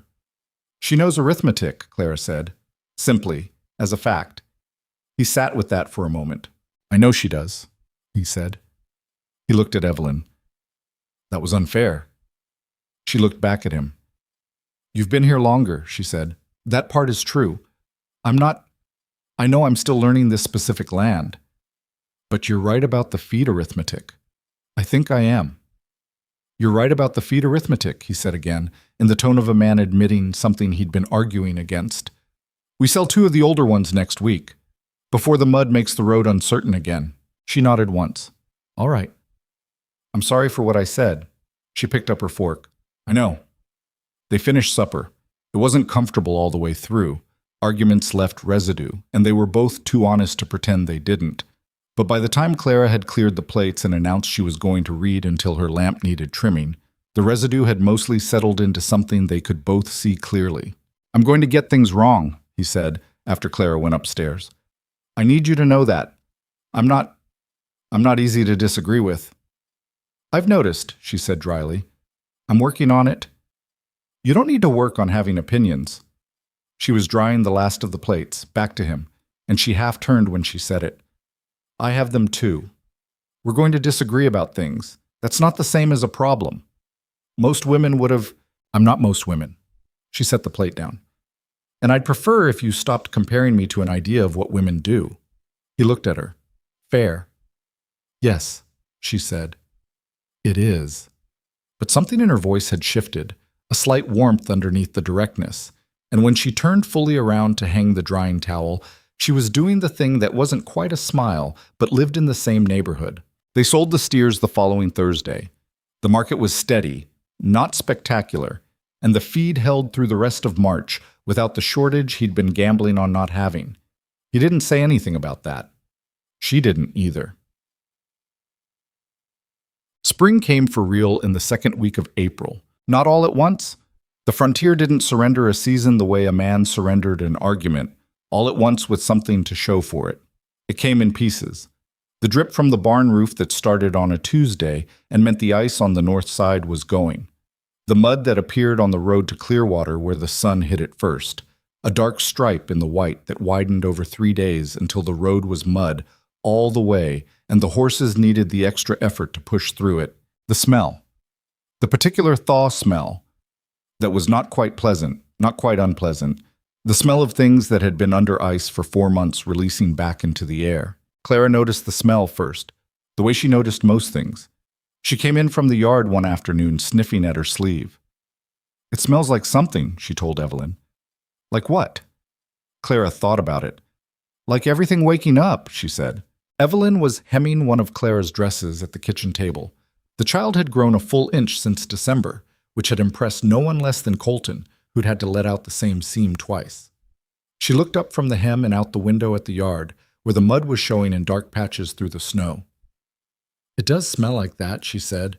Your mother would have liked that smell. Clara came and sat down beside her at the table. How do you know? You said she liked spring. She did. Clara watched Evelyn's needle move through the fabric. She would have liked you. Evelyn's needle paused, just for a half second. Then it continued. I think I'd have liked her, she said. Clara leaned her chin on her hand. Papa likes you, she said, in the tone of someone reporting a verifiable fact. He's different when you're in the room. Different how? Clara thought about it with the seriousness she brought to all honest questions. Less like he forgot how, she said. Evelyn looked at her. Less like he forgot how to what? Be here. Clara picked up Margaret the rabbit from where she'd left her on the chair beside her and tucked her under her arm. After Mama died, he was here, but he wasn't here. You know, like the lamp was in the room, but nobody lit it. She looked at Evelyn directly. You lit it.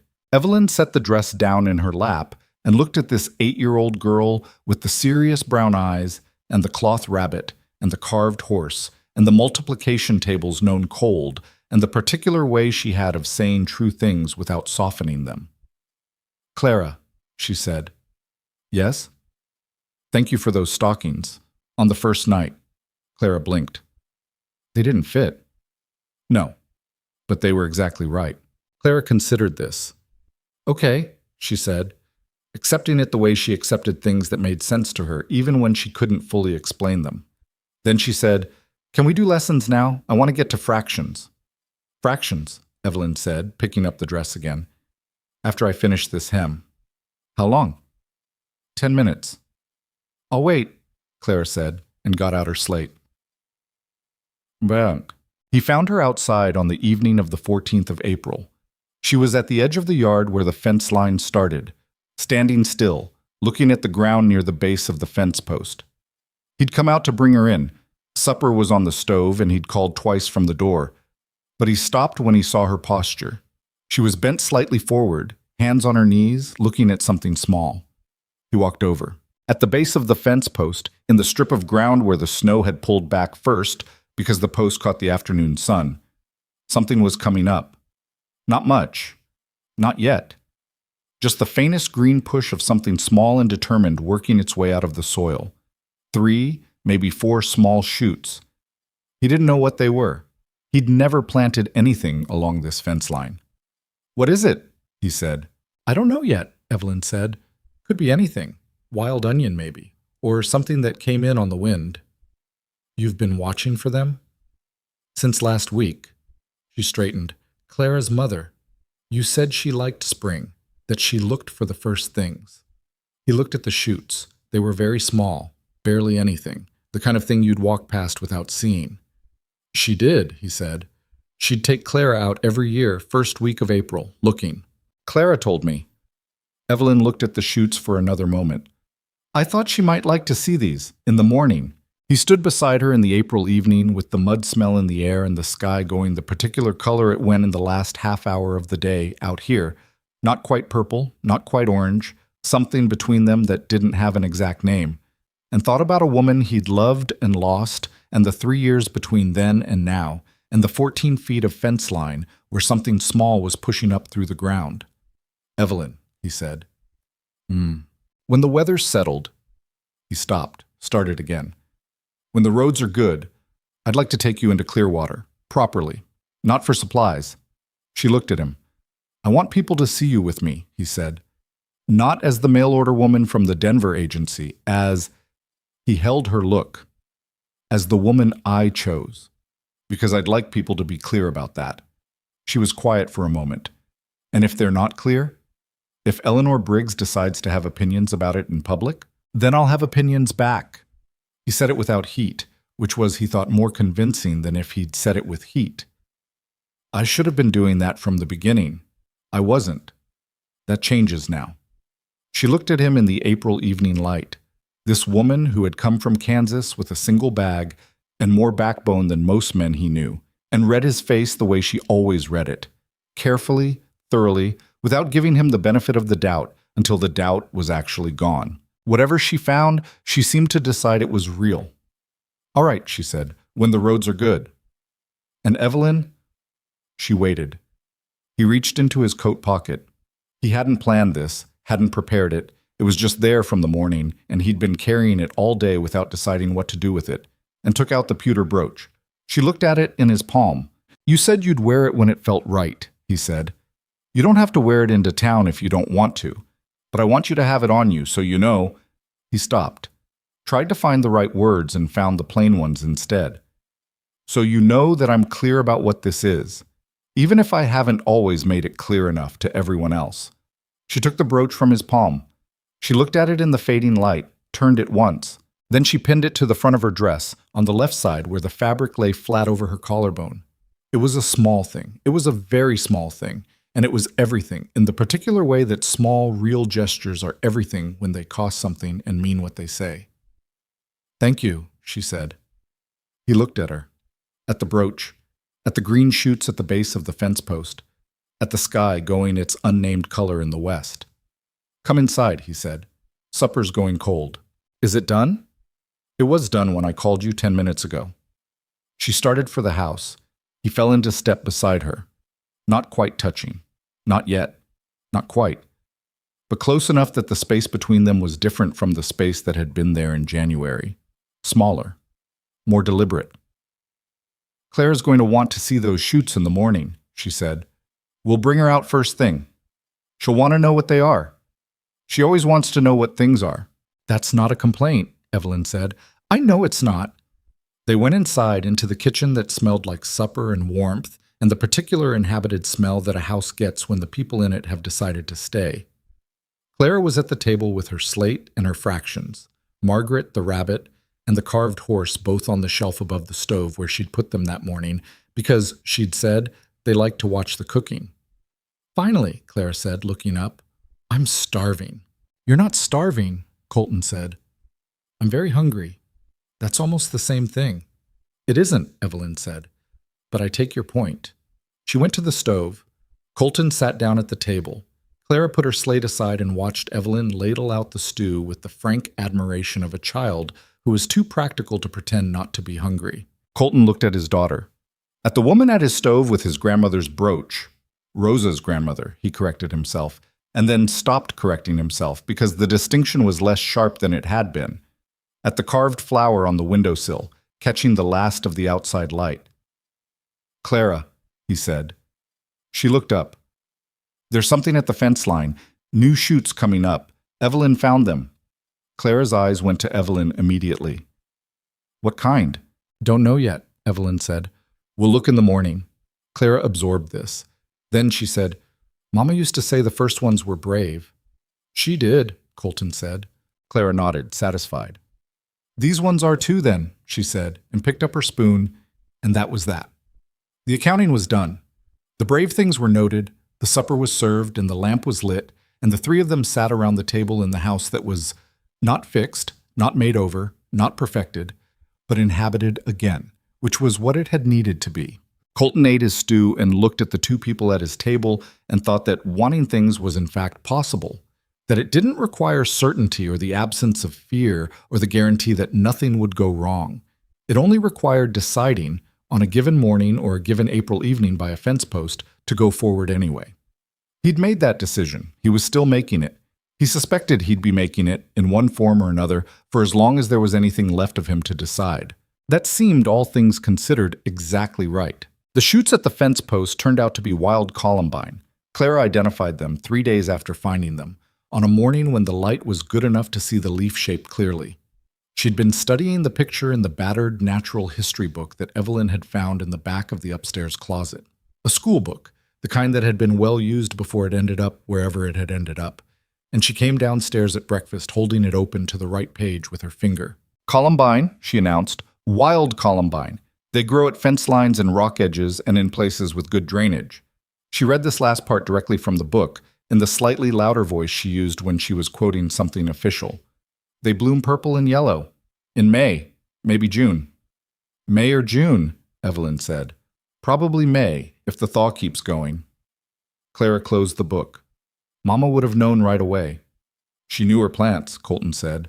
She knew everything, Clara said, with the particular certainty of a child's memory that had kept someone preserved the way pressed flowers are preserved, flat and complete and exactly as they were. Then she looked at Evelyn and said, in the same tone, "You know a lot too. Different things." "Different things?" Evelyn agreed. "That's okay," Clara said. "You don't have to know the same things. You just have to know enough things between you." She picked up her fork. "That's what you told me about arithmetic, that you don't have to keep everything in your head if you know where to find it." Neither adult at the table said anything to that. The road to Clearwater dried out on the 21st of April.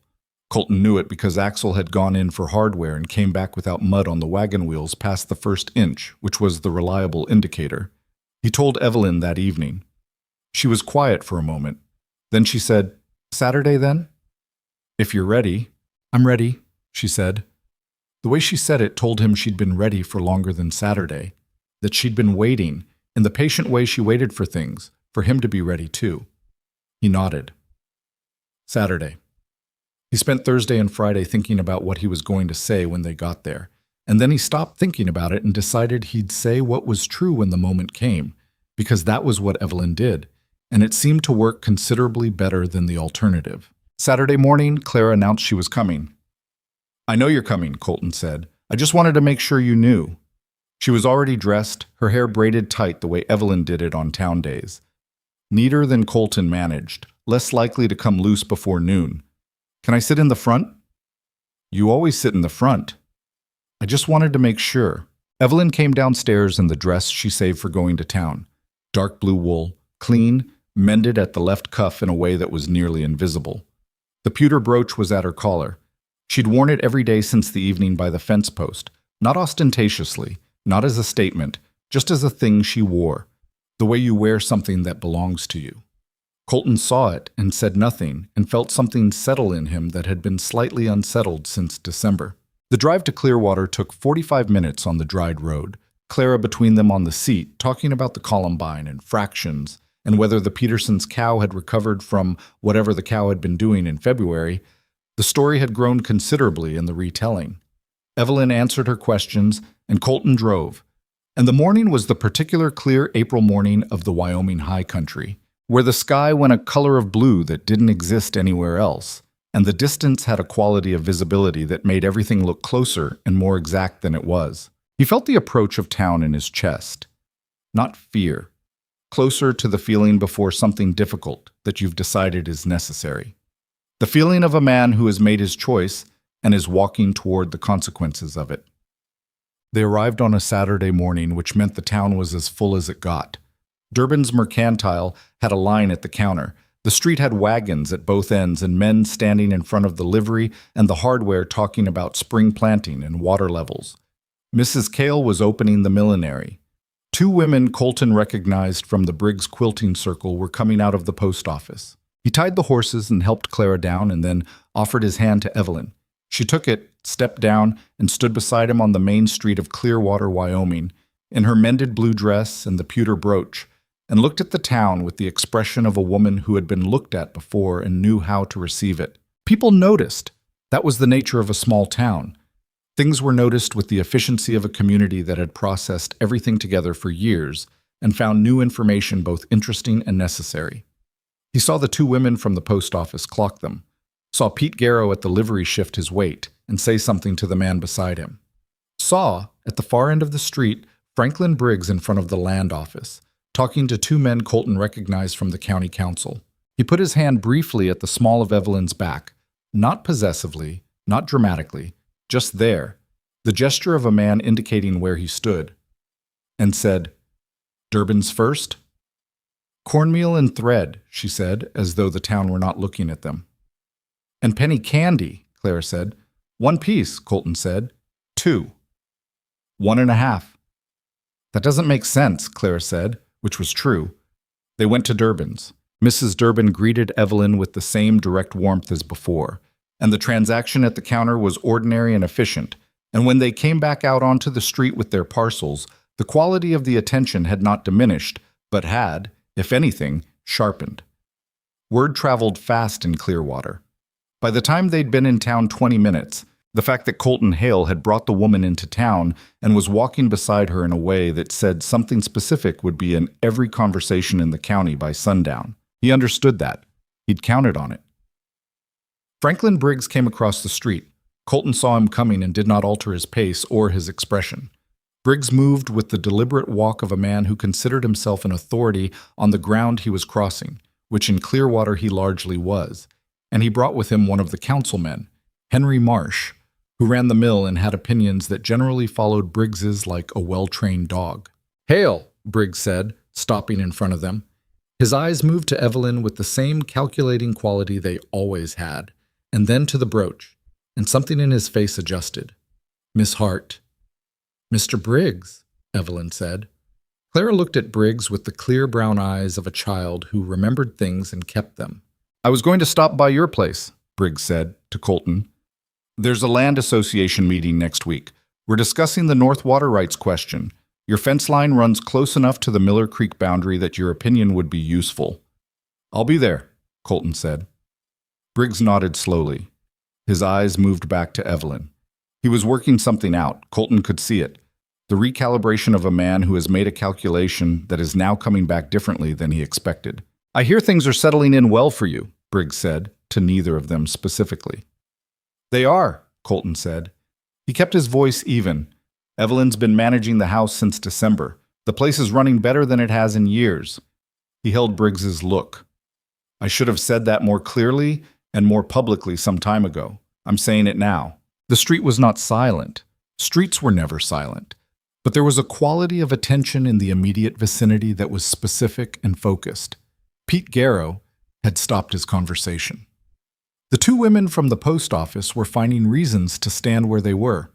Henry Marsh was looking at his boots. Briggs considered his options.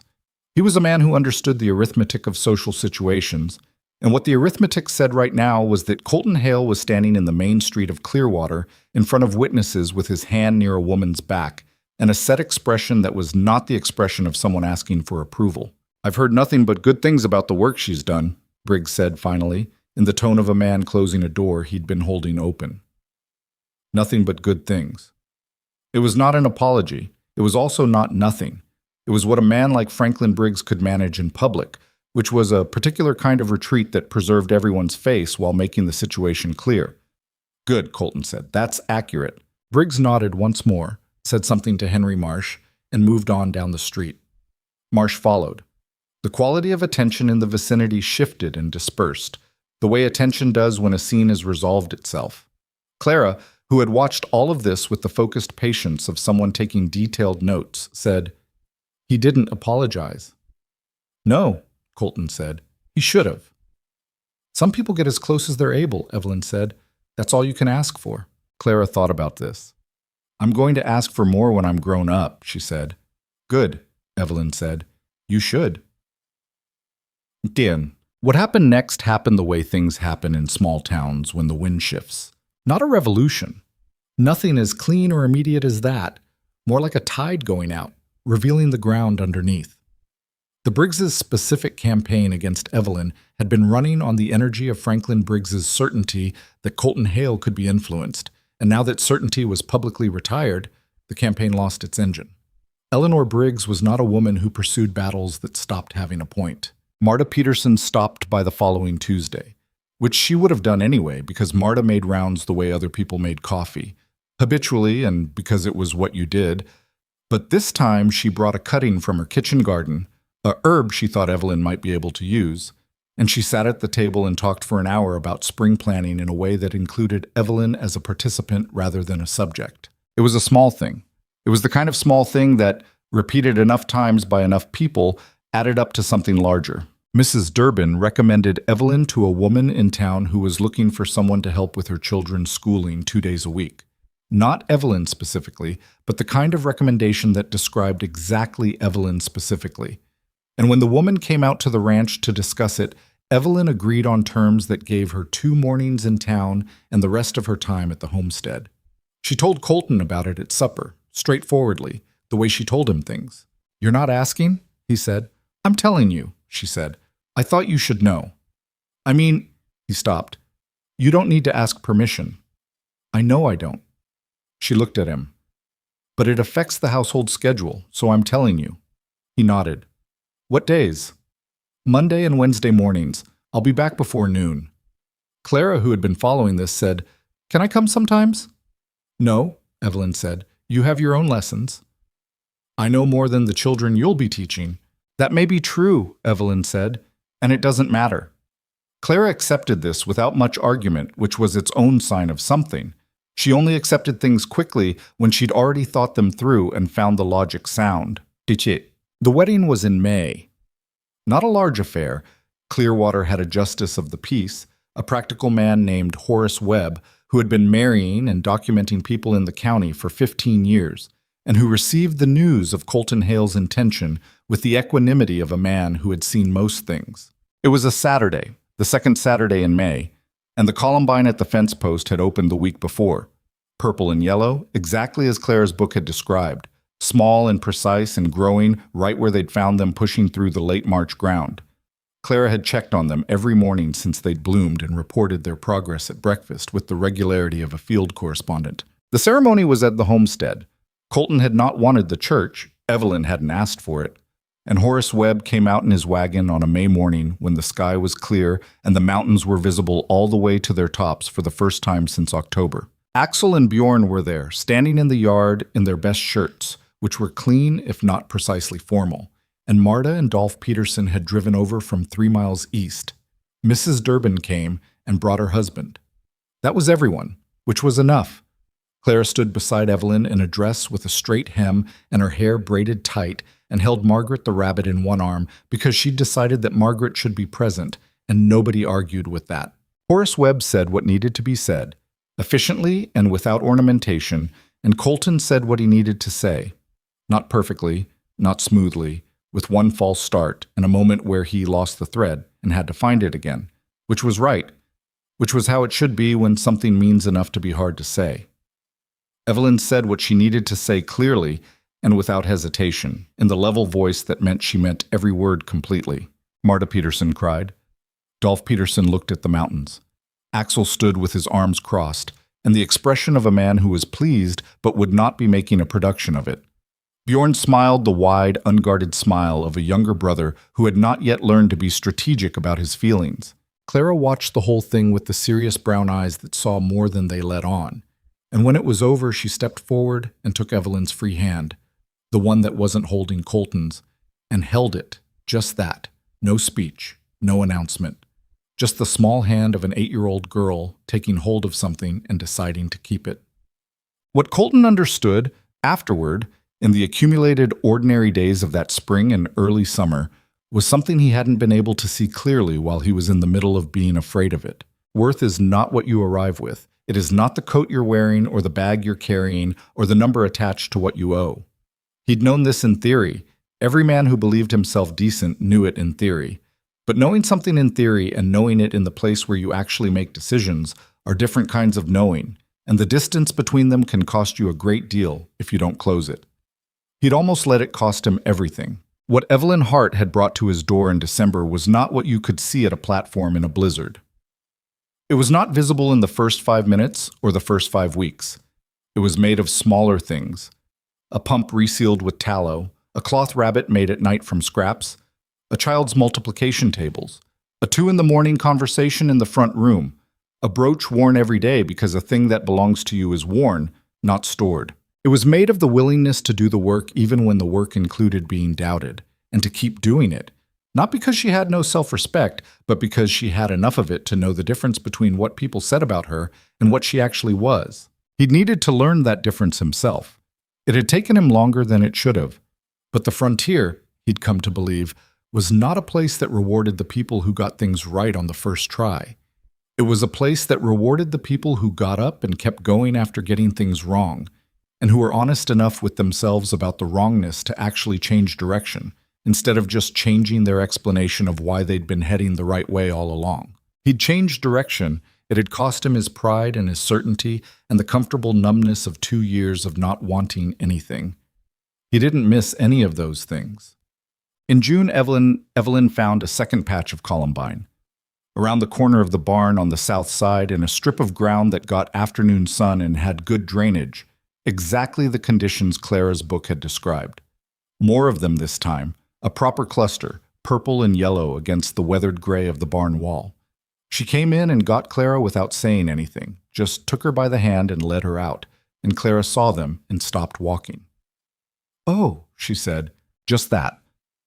One syllable, the sound of something received. She stood looking at them for a while, Clara did, with the specific stillness that meant she was feeling something she hadn't found words for yet.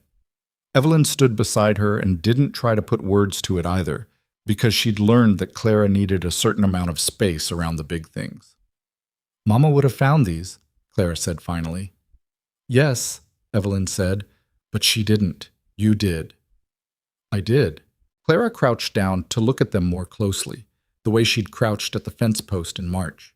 She reached out and touched one petal, very lightly, the touch of a child being careful with something fragile. "That's okay," she said, to the flowers or to Evelyn, or to some private internal accounting that she was working through. "Things change. That's okay." Evelyn crouched beside her. They were both looking at the flowers, this woman and this child, in the afternoon sun on the south side of the barn. "She'd have liked them," Clara said. "I think so." "She'd have liked you too." Clara looked at her sidelong with the particular 8-year-old directness that didn't know it was remarkable. "I already said that." "You did." "It's still true." "I know." Clara stood up. She brushed the dirt from her knees with the brisk practicality of someone transitioning between emotional states, which she did faster than most adults. "Are you going to plant more? By the fence? If you want." "I want," Clara said. "I want them all along the south fence, so you can see them from the kitchen window." "That's a lot of columbine." "I know," Clara said. "That's the point." She went back inside. Evelyn stayed a moment longer, crouching by the second patch of flowers in the afternoon light with the sound of the ranch around her. Horses in the barn, the distant hammer where Axel was working on the north fence, a bird somewhere in the scrub that had been singing the same phrase all morning, and felt something she had not felt in a very long time. Not happiness, exactly. Happiness was too light a word for it, and too simple a shape. It was something heavier than happiness and more durable, the feeling of a woman who had been tested by things that had no right to take what they took, and who had come through them and arrived somewhere that asked her to be precisely what she was, and found that what she was turned out to be enough. More than enough, in fact. Enough to fix a pump and teach fractions and hold a child through grief and sit at a kitchen table at 2 a.m. being honest with a man who needed someone to be honest with, and enough to wear a pewter brooch every day as a simple statement of where she stood. She stood up, brushed her knees the way Clara had brushed hers, The columbine moved slightly in the afternoon air. 8. Colton was at the kitchen table when she came back in, going over the feed numbers for summer. The same practical arithmetic that never fully went away on a working ranch, the constant negotiation between what you had and what you needed. He looked up when she came through the door. "Clara wants columbine along the entire south fence," Evelyn said. He looked at her. "How much fence?" 60 yards, roughly." He put down his pencil. "That's a lot of columbine." "That's what I said." She sat down across from him. "She's persuasive." "She gets it from her mother," he said, and there was something in the way he said it that was not easy exactly. Things that were real were never exactly easy. But there was no wound in it, just the plain fact of who Rosa had been, said by a man who had learned to carry that fact without it flattening him. "I'll start the seeds this week," Evelyn said. "We might not have blooms until next year, but we'll have the start of them." "Next year's all right," he said. She looked at him across the feed numbers. He looked at her. They were both tired in the way of people who had been doing real work all day and would do it again tomorrow, and were not sorry about it. Outside, the afternoon was still, and the mountains were clear, and the south side of the barn had columbine against it, purple and yellow, growing in the strip of ground that got the best sun. "Colton," she said. "We're going to be all right." She said it not as a comfort and not as a promise. She wasn't a woman who made promises she couldn't control the outcome of. She said it as an assessment, the flat, true way she said things she'd thought through carefully and arrived at with confidence. "This is going to be all right." He looked at her for a moment. This woman who had come on a train in December in a wool coat that needed replacing, with one bag and a level of competence that had not stopped surprising him, and who was now sitting at his kitchen table telling him something she'd clearly decided was simply true. "I know," he said. He picked up his pencil and went back to the feed numbers. She pulled her mending toward her. The stove ticked. Somewhere upstairs, Clara was either doing her fractions or having a conversation with Margaret the rabbit about the columbine, which were both equally likely. The house was quiet in the way that a house is quiet when the people in it have nowhere they need to be other than exactly where they are. That was the thing about value, real value, the kind that holds up in winter and under doubt and under the weight of a community's judgment. You didn't find it by looking at what someone brought with them when they arrived. You found it in what they built after the door closed, in the ordinary accumulated evidence of a life being lived with honesty and care, and the stubborn refusal to be less than what they were. The frontier had its own way of teaching this lesson. It stripped things down to what survived, and what survived was never the shine. It was always the bone underneath, the thing that held its shape when everything decorative had been taken by the wind. Evelyn Hart had arrived without shine. She'd had nothing but bone, and bone had turned out to be precisely what was needed. The columbine would bloom again next spring, and the spring after that, and Clara would check on them every morning and report their progress at breakfast, and the kitchen window would look out on 60 yards of purple and yellow along the south fence, and the house would be what it was, imperfect, inhabited, real, and that would be enough. That would be more than enough. That would be everything.